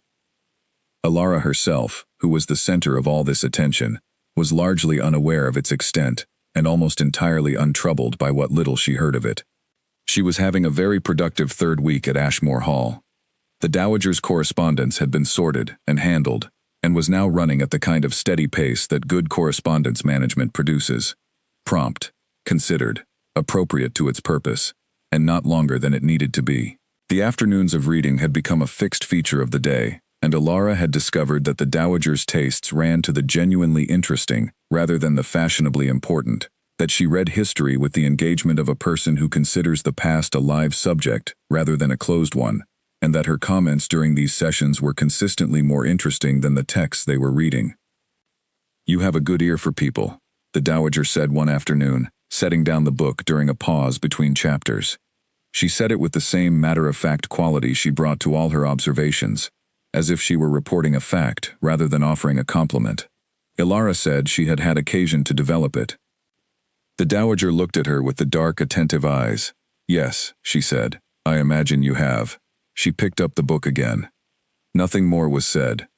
But Alara understood, with the good ear she was being credited for, that the Dowager was not only commenting on a professional skill. In the late afternoons, she walked in the parkland. The October weather had remained clear and cold, with the particular quality of light that this season produced, low and golden and very precise, making the world look as if it had been carefully cut out against the sky. She thought during these walks, in the way that walking makes possible, the kind of thinking that does not feel like work, because the movement does something to the mind's gears, loosening them, letting things slide into place that do not move when you are sitting still. She thought about her father. She thought about what the Duke had told her in the library, and about the friendship that had existed between the two men, in a form that neither had ever apparently felt the need to advertise. She thought about what it meant to do something right, without telling anyone you had done it, and whether her father had known, when he did it, that it would matter 15 years later, in this particular way, to this particular person. She thought probably not. She thought that was the nature of doing the right thing without calculation. You did not know what it would produce, only that it was the right thing, and that this was sufficient reason. She thought she would like to be more like that. She thought she was, in small ways, already trying. The Duke was visible at various points across the day, always engaged in something specific and purposeful. He managed the estate with the serious attention that the estate clearly benefited from. He read with the comprehensive focus of someone who regards books as primary sources rather than entertainment. He was courteous to everyone in the household with the same steady quality of consideration, which was neither familiar nor remote, but simply consistently decent, and Alara found that this consistency, more than almost anything else, told her something important about his character. He stopped her in the corridor on the 14th day. He said his mother had been very pleased with the work. He said he passed this along as information, not as flattery. She said the dowager had also told her she thought too much. He said she had told him the same thing for many years, and that he had eventually come to take it as a compliment. He continued down the corridor. She continued toward the east wing. She allowed herself, in the private space of her own thoughts, to be very slightly, very carefully pleased. The news had spread through the county by the time November began, and had by that point settled from active rumor into something more durable, the kind of knowledge that no longer requires discussion, because it has been absorbed into the general understanding of how things are. Alara was at Ashmore Hall. She was the dowager's companion and assistant. The position had been offered on the day of the broken engagement because of a long-standing private arrangement between two families. She was apparently suited to the work, and apparently content in the situation. These were the facts, and the county had received them, and filed them, and returned to its other business. What remained as an active subject was the character of the whole sequence. The carriage that had arrived on the pavement within 4 minutes of her departure from the Crane Gate. The position offered with such immediacy and such completeness. The particular combination of her history and the Duke's patience and the debt that had been held in careful readiness for 15 years. These elements had a quality that plain facts did not. They had the quality of a story that meant something, and people in communities that have been paying attention to their members for generations are always alert to stories that mean something. Alara was, most people in the county had privately arrived at the view, someone who had deserved better than what the Crane engagement had been offering her. This was not the same as saying that Aldrich Crane had behaved wrongly in a technical sense. The engagement had been broken, not some more obviously serious thing. But there was a broad understanding that the way a thing was done, and the reason it was done, were both visible to people who paid attention, and people in the county paid attention, and the picture that attention had assembled over 3 years was not particularly flattering to the Crane household's management of their side of the arrangement. Alara herself, who would have found this county-wide assessment of her situation interesting if she had known about it, and unsettling if she had been required to manage it, was having the kind of month that makes other months, in retrospect, look like they were missing something. The work with the dowager had deepened from the initial period of establishment and calibration into something more like genuine collaboration. The dowager did not use the word collaboration. She did not use that kind of language. But the dynamic that had developed between them was one in which Alara's judgment was increasingly genuinely consulted rather than simply used as a capable instrument. When the dowager said, "What do you make of this?" she meant the question. When she listened to Alara's answer, she engaged with it as a real argument rather than a suggestion to be managed. This kind of working relationship was one that Alara had been without for so long that she had forgotten what it felt like, and its return was one of the more quietly significant aspects of the past several weeks. She had also continued to develop, in the small amounts of time she allowed herself to spend attending to it, an understanding of the Duke that went beyond the early observation of surface characteristics, and began to have the depth of genuine understanding. She could see now, for instance, the way his attention organized itself differently, depending on what was in front of him. The estate work produced one quality of engagement, the library a different one, conversation with herself a third, that she had noticed, and had been deliberately not making too much of, because making too much of things at premature stages was a habit she had identified in herself as one of the ones most worth disciplining. What she was sure of, by the end of October, was that he was someone who said what he meant and did what he said. These were not rare qualities in theory, but they were rare in practice, and their presence in someone produced, in Alara, the particular kind of relief that you feel when you stop bracing for a thing you have been bracing for, and discover the bracing was unnecessary. She thought about this on her afternoon walks. She thought about what it meant to trust the surface of someone's behavior, because you had watched the surface long enough, and carefully enough, to be confident it was not different from what was underneath. She had not had this confidence in a very long time. She thought she was beginning to have it now. The November parkland was different from the October parkland in ways that she was learning to appreciate. The October gold had been beautiful and transient, the beauty of something aware of its own brief duration. The November bear was different, sober, and honest, and unexpectedly beautiful in its own way, the beauty of something that has put down everything inessential and is standing in its own true form. She thought she understood the appeal of that. The letter from Dorothea Crane arrived on a Friday morning, in the 4th week of October. It came in an envelope that was thicker than necessary, and a hand that was controlled to the point of deliberateness, the hand of a woman who has never allowed herself to write in haste, because haste is a form of loss of control, and loss of control is never permitted. It was 4 paragraphs long. The first expressed, in warmly neutral language, the hope that Alara was well, and that the recent upheaval had not been too distressing. The second offered a set of observations about the broken engagement that were simultaneously indirect and precise, a form of communication that required considerable practice to produce, in which nothing was said directly but everything was implied, and in which the direction of the implication was entirely controlled by the writer. The third paragraph, the one that Alara read 3 times, to make certain she was understanding it correctly, suggested that decisions made in difficult moments sometimes benefited from the perspective that time and reflection provided, and that situations which appeared to be fully concluded sometimes revealed themselves, upon calmer examination, to be more open than they had seemed. The 4th paragraph expressed continued warmth and the hope that they might find occasion to speak. Alara set the letter down on the desk and looked out the window at the parkland, which was losing its last gold leaves in a light wind. She sat with the letter, and did not feel what she would have felt if she had received it 6 months ago.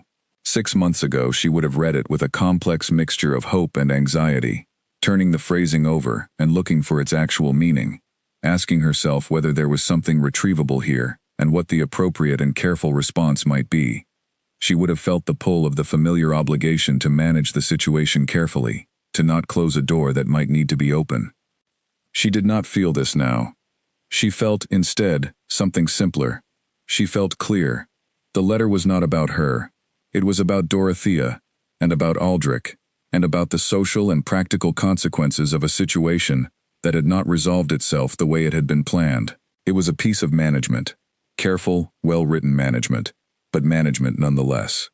It was asking her to return to a role she had been in, to make herself available again as a solution to a problem, and it was asking this in language designed to make the ask feel like genuine warmth.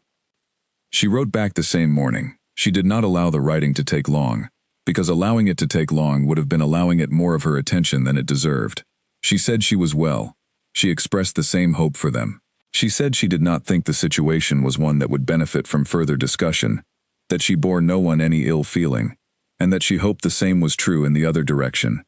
She thanked Dorothea for writing. She sealed the envelope and gave it to the Morning Post. She felt nothing complicated after this. She felt the particular lightness of a closed door. The afternoons of that week were given to a remarkable collection of essays that the Dowager had received from a friend, and had not yet had occasion to begin.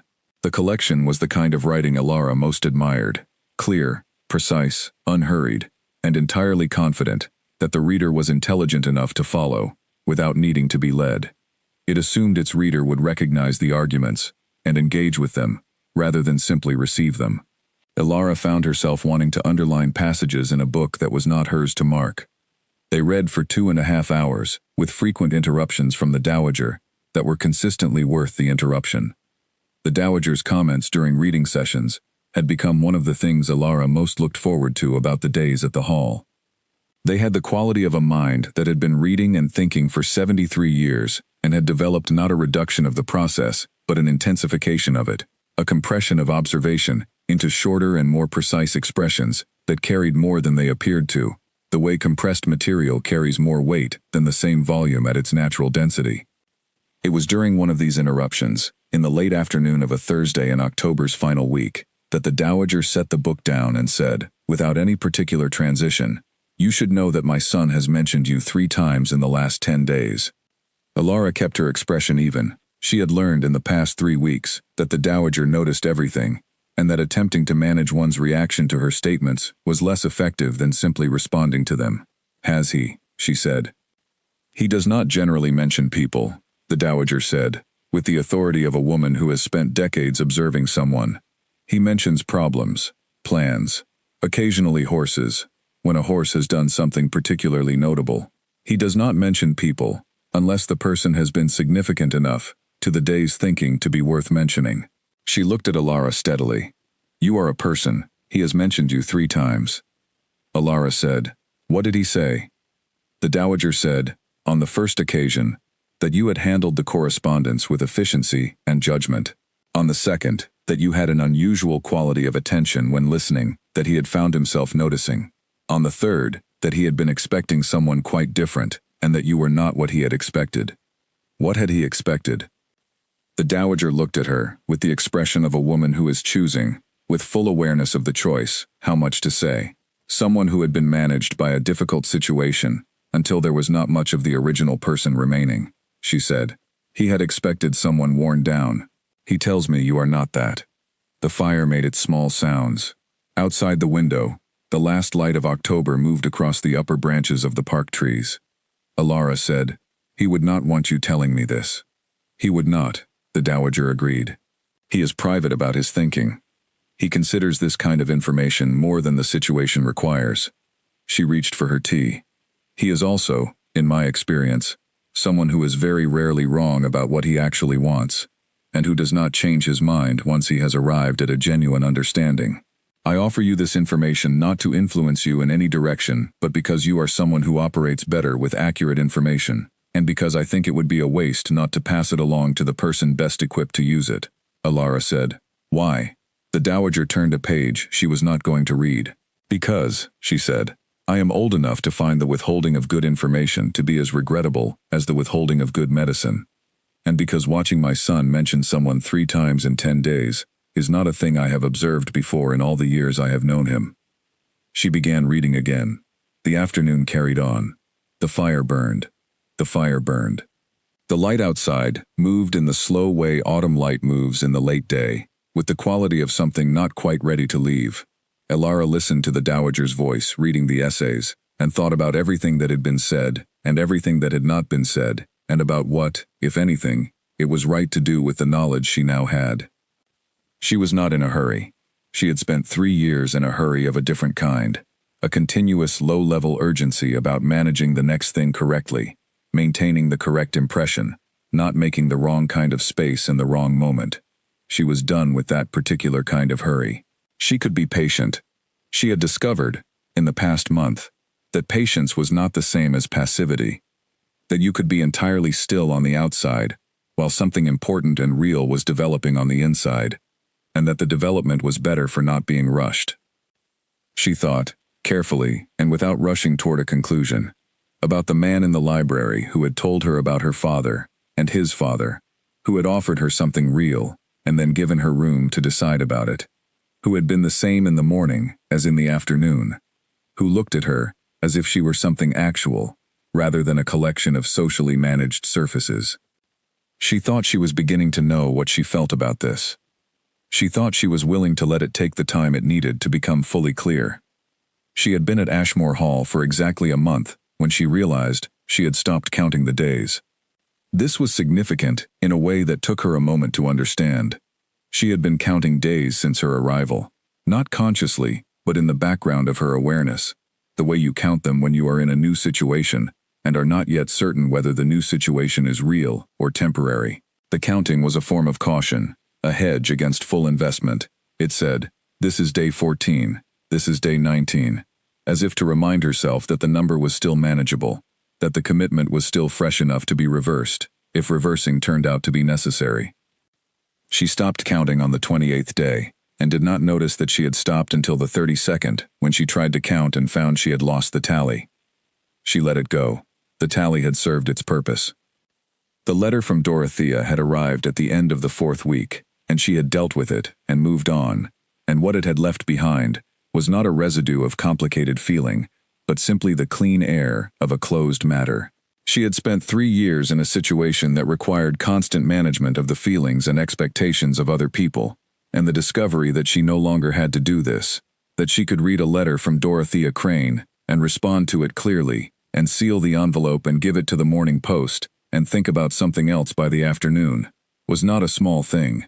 It was, in the accumulated weight of daily relief, quite a large thing.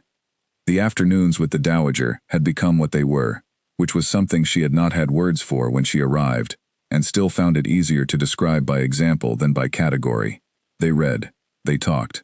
They argued, in the precise and energetic way that two people who are both serious about ideas argue when they disagree about something important, which was often, which was good.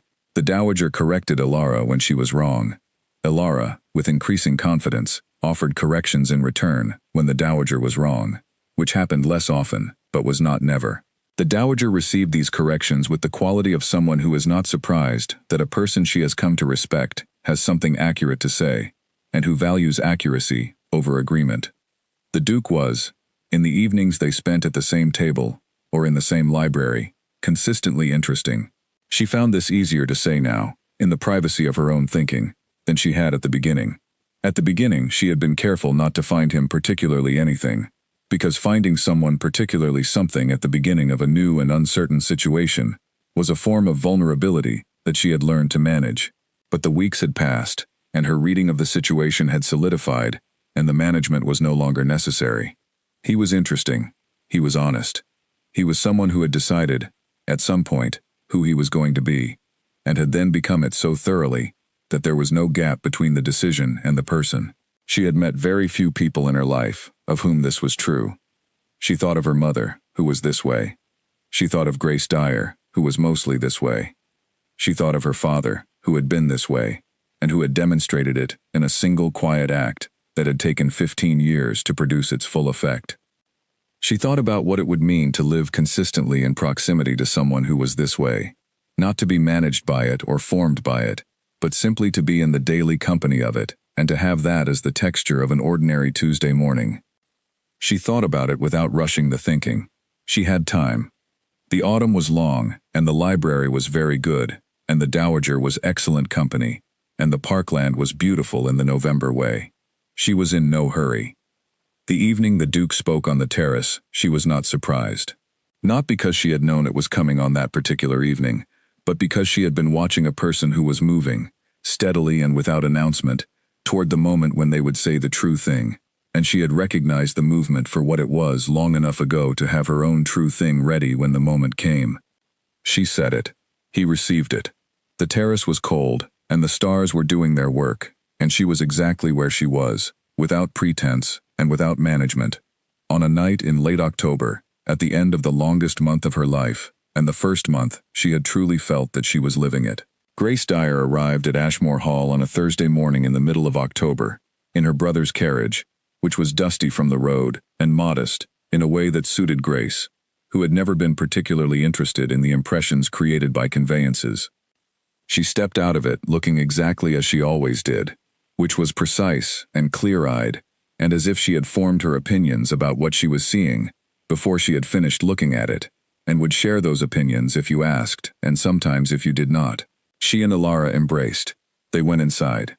Grace took in the morning room with the quiet attention of a good observer, and then looked at Ilara with something close to satisfaction, though she was too honest to let it be fully satisfaction without more information. "You seem different," she said. Ilara said, "I am different, or I am the same as I was before I became different. I have not entirely decided which." Grace sat down with the comfortable ease of someone who is not interested in performing ease but simply has it. "Less careful," she said, which was what she had been working out while Ilara was speaking. "You were always very careful. The kind of careful that people are when they have decided they are not fully allowed to be where they are." Ilara had not expected this, and felt it arrive exactly. "Tell me about it here," Grace said. Alara told her. She described the dowager and the correspondence, and the afternoons of reading that had become the best part of most days. She described the library and its north wall of geographical surveys, and the fire in the study that was always at the right temperature. She described Mrs. Hale and the way the household ran, which was to say well, and quietly, and without any performance of running well. She said that she slept. She mentioned this specifically because Grace would understand what it meant. Grace listened in the way she always listened, which was completely, without the small movements of impatience that less honest listeners made when they were waiting for their turn to speak. When Alara finished describing the household, she waited a moment, and then said, "And the Duke?" Alara said, "He is direct and fair, and I do not yet know him well." "But," said Grace, which was not a word she was using in its grammatical function. "There is no but." Grace looked at her with the expression of a woman who had known her for 15 years. The expression said that while Grace was entirely willing to respect a boundary if it was a genuine one, she was capable of recognizing when a statement was technically true and practically incomplete. "He is interesting," Alara said. "I find him interesting. This is not a feeling I have had regularly in recent years, and so, when I notice it, I notice it." "Interesting is a careful word," Grace said. "I am still a careful person. I am just careful in different places now." After lunch they walked in the parkland. They had always walked well together, the two of them, at the pace of people for whom walking is a form of thinking, and who find that it helps to have company, that does not require you to slow down or explain yourself. The October air was clean and sharp. The leaves were doing their final golden business before the trees went bare. Grace said, "The town is extremely busy about you." Alara said she could imagine. "Aldrich has been seen at 2 dinners, looking like a man who has discovered a gap between his plan and the actual world," Grace said. "He was at the Hartleys last Tuesday, and spent most of the evening talking to their nephew from the north, who had no knowledge of any of it, and who simply talked to him normally, and Aldrich appeared to be unreasonably grateful for this." Alara said, "I hope the nephew was interesting." Grace laughed. She had a laugh that was not manufactured, which Alara had always valued. "And Dorothea?" she said. "She wrote to me," Alara said. "I wrote back. It is finished. She has told 4 different people, 4 different versions of how the engagement ended," Grace said. "None of them feature Aldrich in a poor light. In the most recent version, you were always a little unsuitable, and he showed considerable patience." Alara walked with this for a moment. She said, "What does unsuitable mean, do you think, when she uses it?" Grace said, "I think it means you were not manageable in the way she wanted, and that she found this uncomfortable, and would not say so directly." Alara thought about this, and found that it did not produce discomfort in the way that it would have a month ago. To be called unsuitable by someone who had spent 3 years trying to fit you into a shape you did not naturally occupy was, when you looked at it clearly, almost a form of honesty. It would not have meant it as such, but it was what it was. The parkland opened toward the lake that Alara had not yet walked to on her own, and they came to the edge of it together and stood looking at the water, which was very still, and held the sky and the trees along its bank in an exact and detailed reflection, as if the lake had decided to be a record of the day. Grace said quietly, "I am glad you left." Alara said, "I am glad I left." She meant it completely. After Grace left that afternoon, Alara was asked by Mrs. Hale whether she would join the Duke for dinner, as the dowager was dining in her rooms. She said yes, and changed into the better of the 2 dresses she had acquired from the village seamstress the previous week. A dark blue thing, simple and well-fitted, that asked nothing from her except to wear it, which was exactly what she wanted from a garment. The dinner was in the smaller dining room, 2 places set at one end of the long table, the food good and undemonstrative, the candles doing their work without excess. It began practically, the dowager's correspondence, the estate's drainage project, whether Alara had found any gaps in the library's geographical collection that she would like addressed, and then moved, with the gradual naturalness that good conversation has when both people are genuinely interested, into something else. He asked about her father. She told him what she knew, which was not as much as she wished. Her father had died when she was 19, suddenly, and without the kind of warning that might have allowed a proper accounting. He had been a man of private habits and wide interests, and the specific quality of attention that pays close notice to the world, without needing to announce that it is doing so. She recognized this quality in herself, and had often wondered if she had learned it from him, or simply inherited it. She had not had time to ask. He told her more about what her father had done, not the general fact of it, which he had told her on the first day, but the texture of it, the specific situation, the professional cost, the particular quality of her father's response when the cost had become clear. He said her father had not seemed surprised by the consequence. He had said simply that he had known it might happen and had decided it was worth it. Ilara was quiet for a moment after this. He never mentioned it, she said. I would not have expected him to, the Duke said. She looked at him across the table and thought about her father, and thought about the two men in the library years ago, and thought about what it meant to act rightly without any need to be seen acting rightly. She thought it was one of the rarest things. After dinner they went to the library, not because either of them planned it, but because the conversation led there, and they stood at separate shelves looking at books and speaking about what they were reading, in the way that serious readers speak to each other, without performance, exchanging the real thing. She went to her rooms at 9:30 and sat at the window and looked at the dark parkland and thought that she was, unexpectedly and really, very well. The Duke went to London on a Friday, and Ilara spent the 4 days of his absence in the particular useful way that the absence of someone important to you teaches you something about how important they have become. She had not intended to learn this. She had been careful, all along, not to move ahead of her own conclusions, and she did not intend to allow the absence to do what she had not allowed the presence to do. But the learning happened anyway, the way some learning does.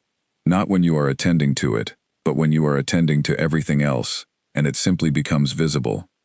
It was visible on the first morning, when she passed the study on her way to the east wing, and the lamp was not lit. It was visible at dinner that evening, when the cook sent up a meal for one, and she ate it in the small sitting room reading a book, and found the silence had a different quality from the silence she had been building to appreciate in the past 5 weeks. It was visible on the second evening, when a remark occurred to her that would have produced a response she found herself interested in, and there was no one to make it to. She noted all of this, and did not make too much of it, because making too much of things remained on the list of habits she was actively correcting. But she noted it, and noted that she had noted it, and filed it accurately, under things that were true about the situation. She worked well in those 4 days. The Dowager's work was done and done properly. The correspondence was current. She read 2 books, and had opinions about both of them. She walked every morning in the gray November parkland, and came back to the house with her thoughts organized and her attention clear. She was, in every visible respect, entirely fine. She was also, in the private space of her own honest assessment, aware of the shape of something she had been working toward naming. It was not quite what she would have called certainty, because certainty required the completion of things that were not yet complete, but it was the precursor to certainty, the particular state of a person who has done enough of the necessary work to understand what the completed work will conclude. On the Thursday before his return, she was reading to the Dowager from the essay collection. They had been working through it for 2 weeks, and had developed a detailed shared map of its contents, which sections were brilliant, and which were merely good, and which were unaccountably celebrated, when the Dowager stopped her mid-paragraph and said, without any particular transition, "You are easier than you were." Ilara said, "I am sorry?" "When you arrived," the Dowager said, "you were careful in the way that people are careful when they are not sure whether the ground will hold. You have been becoming less careful in this particular way over the past several weeks. This evening reading, you are the least careful I have seen you." Ilara thought about this. "Is that good?" she asked. "It is accurate," the Dowager said. "Whether it is good depends on what you are less careful about." Ilara said, "I think I am less careful about pretending I do not feel things that I feel." The Dowager looked at her steadily. "Yes," she said. "That is what I thought." She indicated the book. "Continue, please." Ilara continued. Edmund returned on Tuesday and came to the sitting room and asked if he could come in, and sat in the chair across from her, and said he had been thinking for 4 days about how to ask a direct question with the right precision, and then asked it. And she gave him the answer she had arrived at over the course of those 4 days, and the 32 days before them, and the month of October before that, all of it stacked in careful sequence, into a conclusion that was as solid and as clearly founded as anything she had ever concluded about anything. She said she would very much like that. She said she was certain. She said she thought 8 weeks was, for the right kind of thing, the right amount of time. His face, which had always been interesting to look at without being conventionally handsome, was entirely unguarded for the first time since she had known him. Not different, still himself, still precise, still the same dark and attentive eyes, but open, the way something is open when the last layer of protective arrangement has been removed, and what is underneath is simply the thing as it actually is. He said he was glad. She said she was glad also. Outside, November was doing what it did, which was to be honest about itself without apology. Bare and gray and clear in the particular way of things that have stopped performing, and are simply present. She had grown to find this the most interesting kind of beauty, because it did not ask anything of you, and it did not pretend to be something easier than it was. It simply was what it was, which was the beginning and the end of the best kind of truth. The evening of the last Saturday in October produced the kind of sky that October sometimes produces as a final statement, clear and very cold, with more stars than seemed necessary, as if the sky had decided to account for every one of them at once. Alara had developed, in 5 weeks at the hall, the habit of walking after dinner, on evenings when the air allowed it, not for long, 20 minutes, perhaps 30, on the nights when the thinking was going well. She liked the darkness of the parkland, and the particular quality of silence that large outdoor spaces have, when the wind is low, and the nearest light is far enough away to be a comfort rather than an intrusion. She was on the path back to the house when she heard the outer doors of the study open, and the sound of a step on the stone of the terrace. The figure was the Duke. He had a coat and was standing near the terrace's edge where the light from the study reached, looking at the sky with the particular quality of attention that means the eyes are busy holding a place while the mind does something more important elsewhere. She hesitated. The path went past the terrace. Going around would have been obvious. She kept walking. He heard her footsteps on the gravel and turned. "Miss Voss. Good evening. I was walking and didn't mean to interrupt." "You haven't," he said. He looked at her in the way she had come to recognize as simply his way of looking at things that required his full attention, not analytical, not appraising, simply present. "Will you sit for a moment?" There were 2 stone chairs on the terrace. She sat. He sat. The night was around them without pressure. After a silence that was neither uncomfortable nor performed, he said, "My mother has been passing along information." Alara said carefully. "She mentioned some things you had said." He said, "I would normally object to this. She knows I would, and she proceeds anyway." A brief pause that was not quite a smile. She is usually correct about when to proceed. She waited. He said, "I want to be direct with you, because I believe you prefer it, and because I am not good at being anything else when something actually matters to me." He looked at the sky for a moment. "I brought you here because of a debt, and because I thought I could be genuinely useful to you in a difficult moment.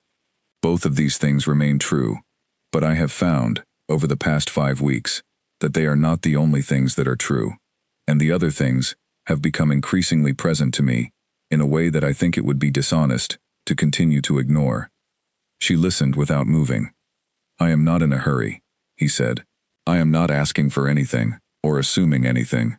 I am simply telling you, because honesty seems to me the only thing worth offering, when other things are available, and you choose to offer this instead, that I find your company very good, and that I think about it more than I would have anticipated when this month began." The stars continued their excessive work above them. The house was quiet at their backs. "That is a very precise way of saying something," she said. "I am a precise person. I know." She looked at the sky for a moment. She thought about what it cost to say something honest when the outcome of saying it was entirely uncertain, and when the alternative, silence, patience, the indefinite deferral of something real, was so much easier and so much less risky. She thought about the 3 years she had spent saying the easier thing, or no thing, or the managed thing. She thought that she had asked herself to be brave in small ways all her life, and had perhaps not asked it of herself in the ways that mattered most. She said, "I find your company very good also, and I think about it." She looked at him. "I want to be honest in return. which means telling you that I am still working out some things about myself that the last several years made difficult to know clearly. I do not yet have a complete map of what I want. But I know that what I have found here is not what I expected, and that I am glad of it, and that this gladness is a real thing, and not managed. He said, "That is all I meant to say." She said, "Then I think we have said what needed saying." They sat for a while in the cold, clear dark of the late October night. 2 stone chairs at a proper distance. The house at their backs with its lighted study window. The park beyond the terrace edge going dark, in a way that was not frightening, but simply true. The dark of real countryside that has no artificial brightness imposed upon it. She went inside first. He remained. She could see the light in the study window from the hall and from the staircase, and she thought, as she climbed, that the evening had been entirely without performance, and had felt more significant than most things that involved considerably more arrangement. Honest things, she had been discovering, had a tendency to do this. She sat at her room's window and looked at the dark parkland and thought about a specific question. Not what did she want, because she was beginning to understand the answer to that, but whether she could trust what she wanted. 3 years of wanting what was not good for her had made her careful about her own desires. She had learned to check them the way you check a path that has been undependable before. She did not want to make the same kind of mistake. But checking was different from refusing. And what she found, when she checked, was that this wanting had a completely different quality from the one she had spent 3 years maintaining. That one had always had a slightly anxious quality underneath it, a constant low-level effort, as if desire and duty had been the same thing in the same harness. This one was simply there, without effort, without maintenance, without any of the managed quality that she now recognized had characterized most of what she had felt during the Crane years. She thought she would trust it, not immediately, not without continued attention, but she thought she would trust it. She thought she would sleep well. She was right. What followed the conversation in the sitting room was not a series of dramatic events but a series of quiet ones, which was entirely appropriate to the people involved and the nature of what they had arrived at. Mrs. Hale was informed that afternoon. She received the information with the same composed warmth she brought to all household information of significance, the warmth of someone who has been part of a household for many years and has formed genuine attachments to its members and their well-being. She said only that this was very good news, and said it in a tone that made clear the Very was doing real work. The Dowager was told by her son in the private conversation they always had, when something mattered. She came to Alara afterward, in the East Wing sitting room, and sat down in the chair that had become, over the past 8 weeks, the particular chair she used when she had something specific to say and wanted to say it properly. She said, "I expected this outcome from approximately the end of the 3rd week, when I observed that my son had stopped looking at you in the way he looked at everything else, and had begun looking at you in the way he looked at things that required his particular quality of attention." She looked at Alara steadily. "I did not say anything, because the timing was yours to determine, not mine. But I am glad the timing has been determined." Alara said she was glad also. The Dowager said, "You should know that I do not use the word glad easily. I find that people who deploy it broadly diminish it." Alara said, "I know. I have been listening to you for 8 weeks." Something moved in the Dowager's expression that was as close to delight as her expression generally permitted. She said, "You will do very well," and rose to go, and that was that. Grace Dyer's letter arrived 2 days later, as if the universe of correspondence had arranged itself to provide the opportunity. Grace asked how November was treating the hall, and whether the geographical survey section had been fully explored. Alara wrote back that same evening, in the longest letter she had written since she was a student. She told everything, plainly and in sequence, without dramatic emphasis, in the voice she used with Grace, which was the voice she used when she was being most fully herself. She said that she was happy, which was a word she had been careful with for many years, and that the happiness was the real kind, the kind that does not require upkeep or management, the kind that is simply the accurate description of how things are. She sealed it. She sent it. She went back to the desk in the East Wing and the evening's remaining correspondence, and did the work with the particular quality of attention that comes from being entirely settled in yourself, the attention that does not have to compete with any background noise of uncertainty or management. It was, in its unspectacular way, one of the better evenings she had spent in years. Her mother came at the end of November. Catherine Voss arrived on a clear and cold afternoon in the carriage that Alara had arranged, and was shown into the drawing room where Alara and Edmund were both waiting, which was Catherine's first indication that whatever she had expected from this visit, it had already moved further than she had accounted for. She sat down. She looked at her daughter. She looked at the man beside her daughter, who was looking at her daughter in the way that certain men look at certain women when they are not aware they are doing it, and would not alter the look if they were. She said, "This is very good news." She said to Edmund, "She is not easy." He said, "I know." She said, "She will tell you when she disagrees. She will be right most of the time, and will know she is right, which some people find difficult to manage." He said, "I am counting on that." Catherine Voss looked at a man who had sent a carriage to retrieve her daughter from the pavement 4 minutes after her departure, from a situation that had been wrong for 3 years, who had waited patiently while she did the work of understanding her own situation, who had asked a direct question when the time was right, and had received a direct answer, and who was now sitting beside her daughter in a house that had the quality of a place where good things happened, because the people in it had decided to make good things happen. She said she supposed that was the right answer. She stayed for tea. She stayed for dinner. She left at 9, with the look on her face that appeared when she had seen something she had been hoping to see for a long time, and had found it exactly as she hoped it would be. November came, with the determination of a season that knows what it is, and has no interest in softening it. The leaves finished their work in a single wet week, surrendering all at once in a way that felt less like dying, and more like a decision. And the trees stood after that, in the clear November air, with the honest bones of themselves visible, the real structure of them revealed without the summer decoration. The sky committed itself to a gray that was not oppressive but serious, the gray of a mind that has moved past the easy pleasures of surface color and is paying attention to something else. Alara liked November more than she had expected to. She had spent the previous several Novembers in the managed social world of the engagement, where November meant the beginning of the season's indoor obligations, dinners and gatherings, and the particular effort of warmth production in a social climate that required constant heating, because it did not generate much on its own. She had spent those Novembers being appropriately cheerful at the right moments, and appropriately attentive at others, and had come away from most of them feeling the particular tiredness that effort of that kind produces when you have been doing it for a long time. November at Ashmore Hall was different in a way that she could not reduce to a single quality. The house became more itself in the cold, the fires more necessary and therefore more noticed, the library more deliberately inhabited, the conversations at dinner longer and more likely to range into territory that could not have been reached in shorter time. It was the season when the hall felt most like what it actually was, which was a serious place, where serious things were done, and taken seriously. She had been there for 7 weeks. The position had changed in the way that any good work changes when you do it long enough and well enough. It had stopped being a position, and had become simply what she did, the natural organization of her days, the frame around her time that made the time feel purposeful. She was no longer aware of occupying a role. She was simply there, doing the work, which was how the best work felt when it was going right. She thought about this on one of the gray November afternoons, when the dowager was resting, her eyes closed in the high-backed chair, the room quiet around them.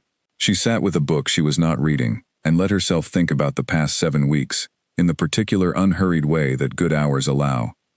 She thought about Grace, who had written twice since her visit, and whose letters were, as her company was, among the more reliable pleasures available. She thought about her mother, who had come again in the 3rd week of October, and who had, on this second visit, spent less time looking at the house, and more time looking at Alara, with the careful attention of someone assessing whether what they were seeing was genuine or performed, and had come away satisfied that it was genuine, which Alara could see in the slight loosening of her mother's shoulders, a relaxation so small it would have been invisible to anyone who did not know her well. She thought about the evening on the terrace. She thought about it often, not with the anxious repetition of someone who is not sure what they feel, but with the thoughtful return of someone who keeps something close because it is worth keeping close. She had said what she said, and meant it. She had meant it then, and she meant it now, 7 weeks in, with considerably more information to base it on. The dowager opened her eyes.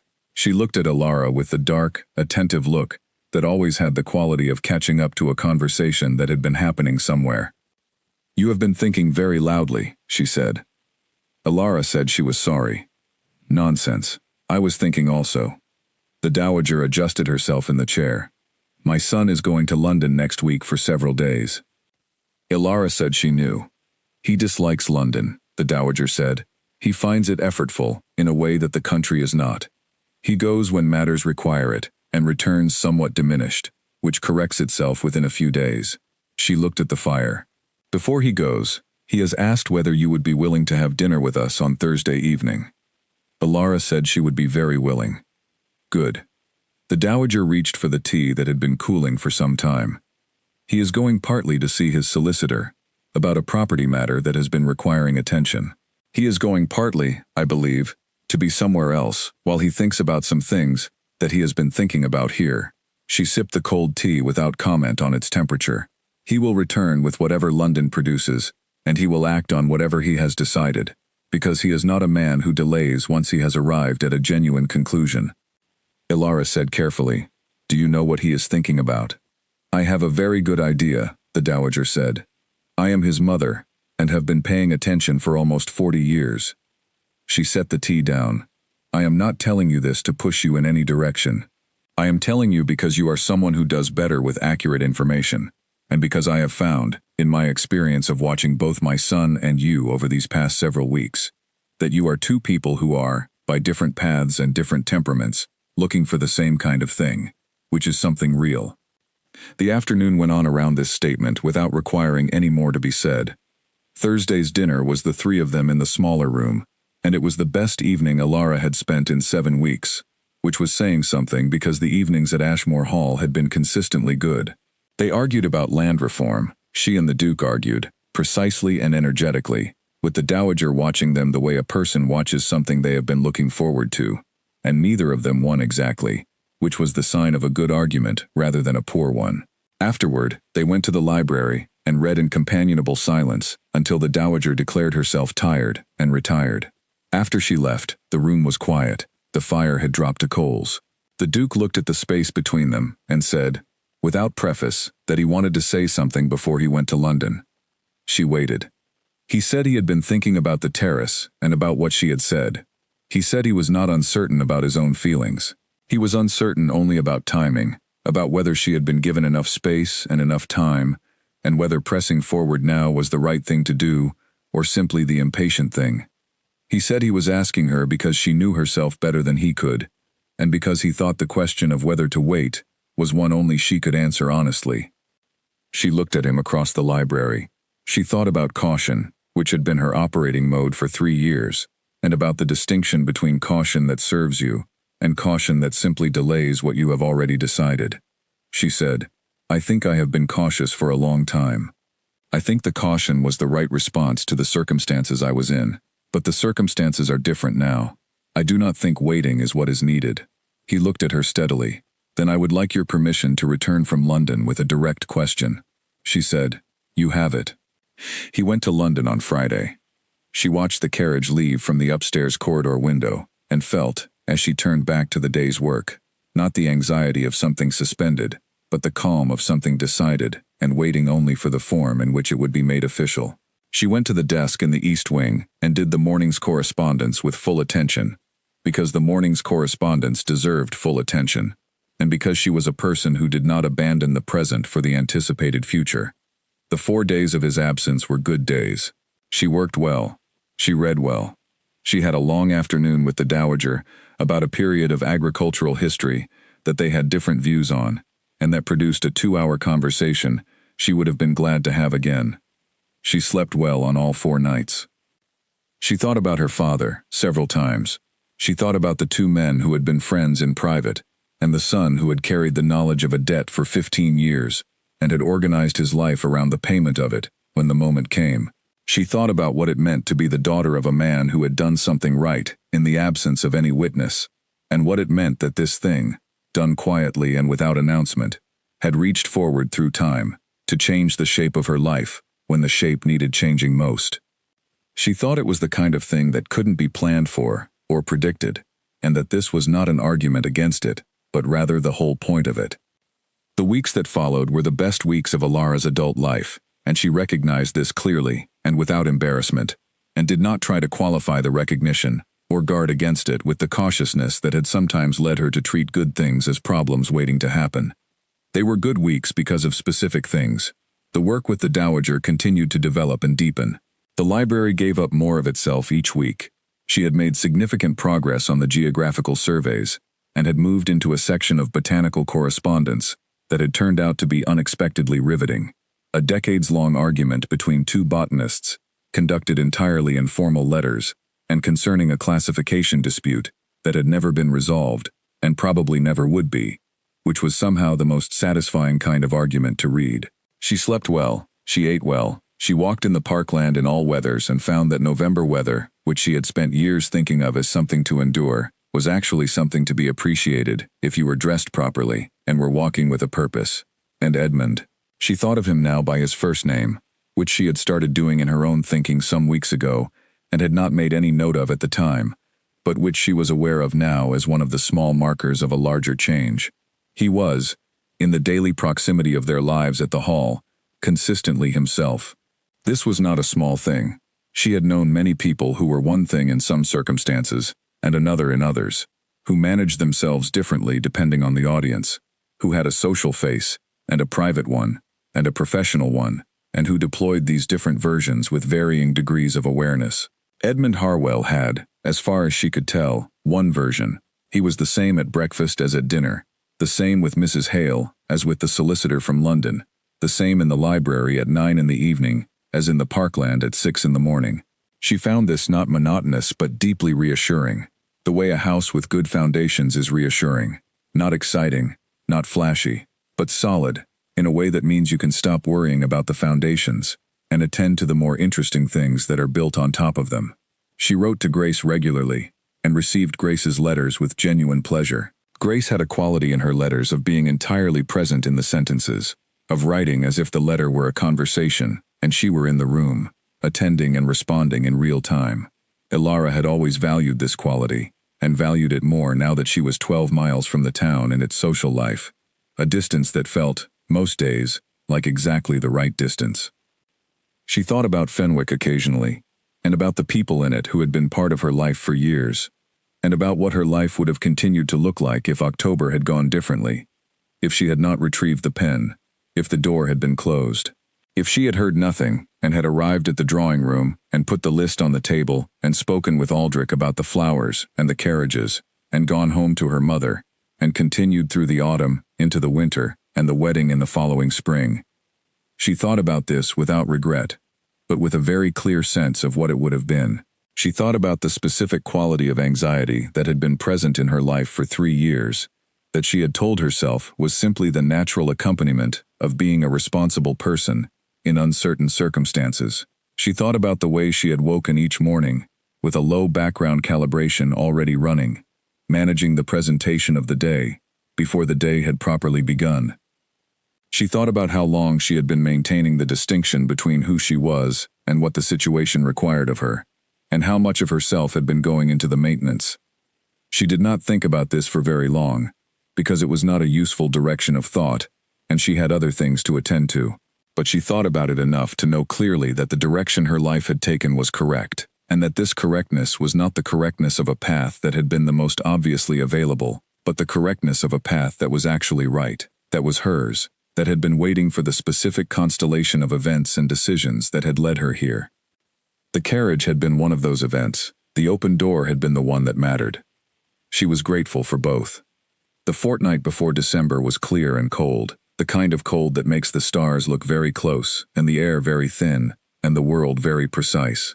She walked in the parkland after dinner on the clear evenings and stood sometimes at the edge of the lake and looked at the sky reflected in the water, everything doubled and inverted and perfectly still, and thought about the particular shape her life had taken and about how different the shape was from anything she would have predicted a year ago, and about how fully, with the evidence of 8 weeks behind her, she believed the shape was the right one.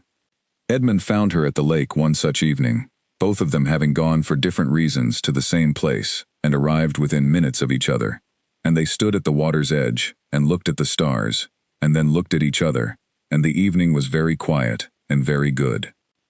They walked back to the house together.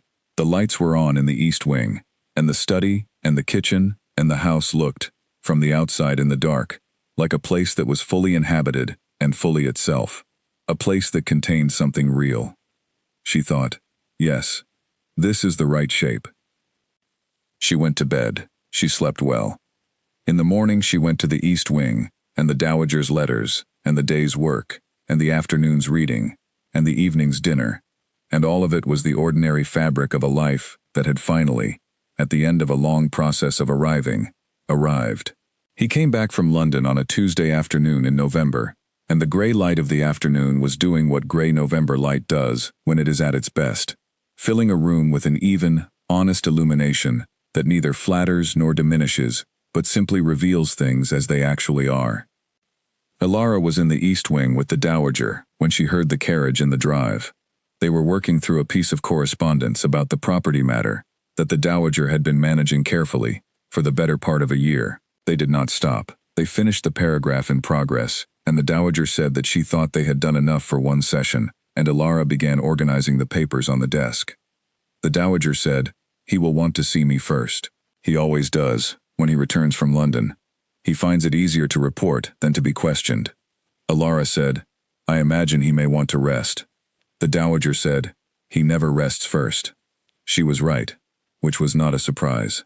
At 4:30, there was a knock on the door of the small sitting room, where Mrs. Hale had suggested Elara wait with tea while the dowager had her private conversation, and when she opened the door, Edmund Harwell was standing in the corridor, with the travel-worn look of someone who does not sleep well in unfamiliar places, and has therefore spent 4 days in useful wakefulness. "Good afternoon," he said. She said, "Good afternoon. How was London?" He said, "London was London." He paused. "Everything is settled with the property matter. The solicitor was thorough." Another pause.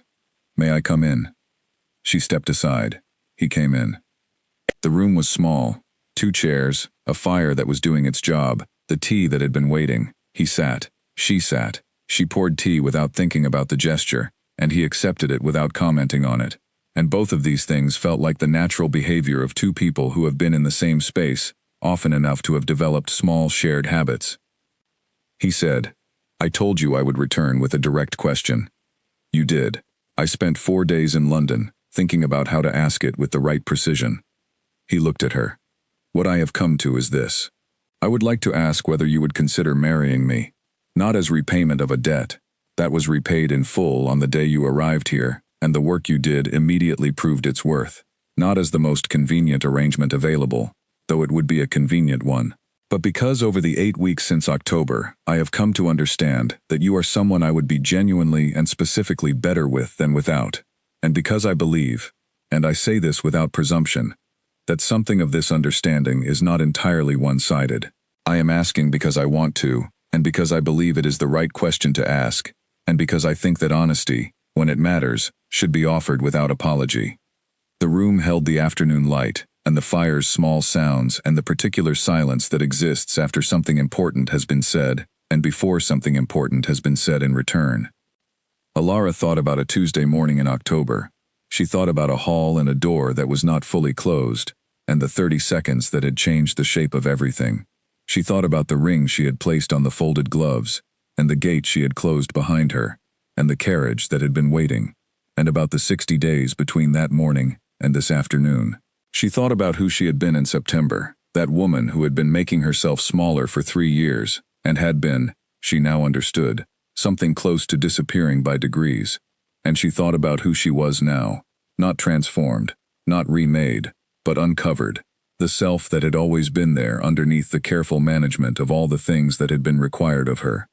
She said, "I would like that very much." He said, "Are you certain?"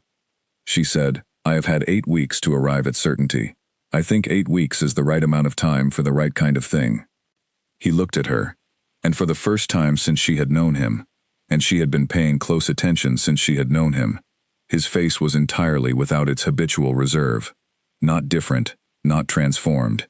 The same face, the same precise eyes, the same quality of considered intelligence, but open in a way she had not seen before, the way a familiar room is open, When all the windows are uncovered at once, and the full light comes in, not changing the room, but revealing all of it. He said, "Then I am very glad." She said, "So am I." Mrs. Hale was told.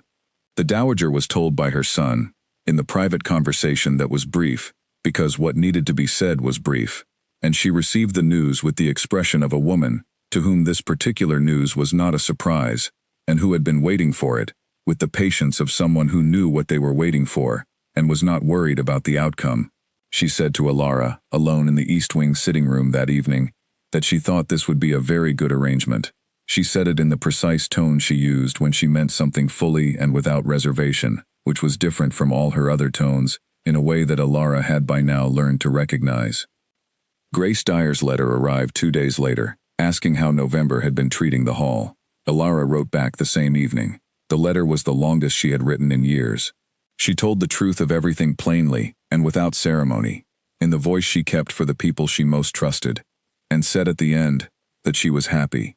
Not the maintained happiness that a situation arranged around appearances produced, but the simple variety, the kind that does not require constant management, the kind that is there when you look for it without having been constructed. Her mother came at the end of November and sat with Alara and Edmund in the drawing room in the late afternoon, and Catherine Voss, who had not allowed herself the full expression of strong feeling in longer than Alara could remember, sat for a moment with her hands flat on the chair arms, and looked at her daughter with the expression she kept for the things that were too significant to risk commenting on prematurely, the things she needed to hold quietly until she could trust her voice with them. Then she said, in the voice she always used, plain and direct and without pretense, "This is very good news, and I am glad of it." She looked at Edmund. She said, "She is not easy." He said, "I know." She said, "She will tell you when she disagrees with you. She will be right more often than is comfortable." He said, "I am counting on that specifically." Catherine looked at him for a long moment with the evaluating attention she had always brought to things that mattered. Then she said she supposed that was the correct answer, and the afternoon went forward into the evening, in the good way that afternoons go forward when the right things have been said. In Fenwick, the news arrived after the New Year, with the force of something that had been building long enough to have gathered considerable weight. It arrived already almost expected, because there had been enough pieces of the story in circulation for the shape of the whole to have been visible to anyone paying attention, and almost everyone had been paying attention. But expected and received are not the same thing, and the formal knowledge of it had a quality the anticipation had not, a completeness, a satisfaction, the particular feeling of a story that has arrived exactly where it was always heading. Aldrich Crane heard it at a dinner in January. He sat with it for a moment. He had spent 3 months in a difficult process of honest self-examination that he had not chosen and would not have chosen, and that had nonetheless been, against all his intentions, useful. He said, genuinely, that he was glad for her. The remarkable thing was that he found, when he said it, that he mostly was.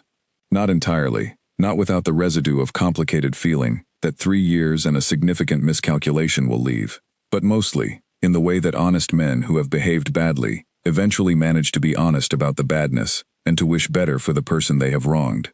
Dorothea made no public comment. Her private thoughts remained her own. Peter Norwood wrote to Alara in February. It was a brief letter, honest in the way that brief letters can be honest when the writer does not have the space to decorate the honesty. He said he was glad, and that he hoped she was well. He said nothing about October, because there was nothing to say about October that would be useful at this distance. She wrote back and thanked him, and said she was well, and the correspondence finished there, properly, with nothing unresolved. Spring came to Ashmore Hall, with the authority and pleasure of a season that has been genuinely awaited. The parkland turned green in the first days of April, not gradually, but all at once, the way true spring sometimes announces itself. Not a slow lightning, but a decision. The trees coming back into themselves overnight, the lake receiving a new version of the sky, the birds doing their energetic work with the conviction of creatures who have always known this would happen and are glad to be proved right again. Alara Harwell walked through the parkland on a morning in late April and felt, with the full weight of accurate understanding, exactly where she was and that she was glad of it. She thought, as she sometimes did on these morning walks, about the Tuesday in October. She did not think about it with regret or anger or any of the emotions that the occasion might have been expected to produce. She thought about it with the careful gratitude of someone who understands that a hinge moment, a moment on which many things turned, deserves to be understood correctly and not romanticized or diminished. She thought about the hall and the door that was open and the 30 seconds of standing still. She thought about the ring placed on the folded gloves. She thought about the gate closing behind her, the light on the pavement, the carriage with the gray horses, and the Ashmore crest on its door. She did not think the carriage had saved her. That was not the right way to understand it. She had not needed saving. She had needed clarity, a clear view of what was actually in front of her, beyond the version of the future she had been managing toward for 3 years. The carriage had not provided this. The moment in the hall had provided it. The carriage had simply arrived at the moment she had already made her decision, and had offered her a direction to walk in. The decision had been hers. She had stood still in that hall for 30 seconds, and had weighed everything available to her, and had chosen. She had placed the ring on the gloves, had walked to the door, had closed the gate. Every step of the departure had been a choice she made, because the person she actually was had finally become louder than all the careful management of the person she had been performing. The carriage had been waiting. She had gotten into it. These were two different kinds of agency, but they were not in conflict. A door that someone else has opened is still a door you have to choose to walk through. Edmund found her at the lake, as he often did in the mornings. He fell into step beside her without the need for greeting, and they walked the length of the lake in the good silence they had developed, which was not the absence of something, but the presence of two people who had become comfortable enough to be quiet together, without the quiet meaning anything other than that they were comfortable. He said, after a while, "What are you thinking about?" She said, "October." He looked at her. She looked at the lake. She said, "You sent the carriage before you knew the engagement was over." He said, "Yes." She said, "You told me on the first day that you had been waiting for an appropriate moment. The broken engagement was the moment, but the carriage was already ready." He said, "The carriage was always ready. I had been ready to send it for some time." She turned and looked at him properly, with the full attention she had learned to bring to things that deserved it. He looked back in the way that was simply his way of looking at things that mattered, which was entirely and without performance. She said, "You had considerable confidence." He said, "I had patience. The two are not the same thing. Confidence would have meant I was certain of the outcome. Patience meant I was willing to let the outcome be whatever it was going to be, and to have been ready regardless." She thought about this. She thought about a man who had known for some time what he intended, and had waited, without pushing, without making his readiness into a pressure, until the moment was right. She said, "What if I had not gotten in?" He said, "I had thought about this. I believed the letter was clear enough that you would understand. The intention was serious and well meant. But yes, I had considered that you might not." She said, "And?" He said, "I had concluded that if you did not, you would have had a very good reason, and that I would have found another way to make the offer, in a form that was more available to you. I was not going to abandon the intention, because the first approach did not produce an immediate yes." She was quiet for a moment. She said, "That is a very patient answer." He said, "You required patience. You still do, sometimes.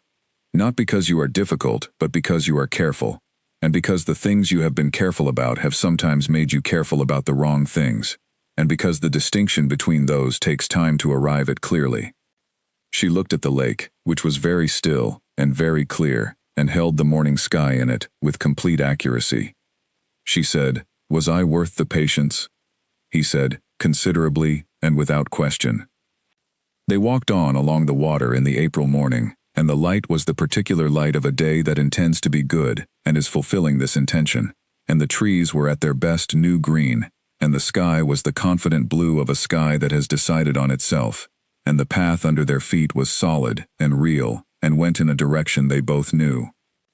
She thought about the woman on the pavement in October, 4 minutes from the crane gate, walking without a plan into an open morning. She thought about how that woman had felt, not devastated, not lost, but stripped of the managed version of herself, and therefore, for the first time in years, simply present, walking.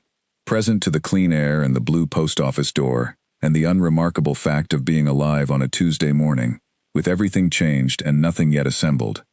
The carriage had found her in that space. She had stepped into it, Not because she had calculated that it was the correct choice, but because she had been, for the first time in a long time, clear enough to recognize something honest when it was offered. That clarity had been her own. She had made it herself, in 30 seconds in a hall with a door that was open an inch. Everything after had been built on it. She walked beside Edmund Harwell in the April morning, in the parkland of a house that was now hers, in the only way that mattered.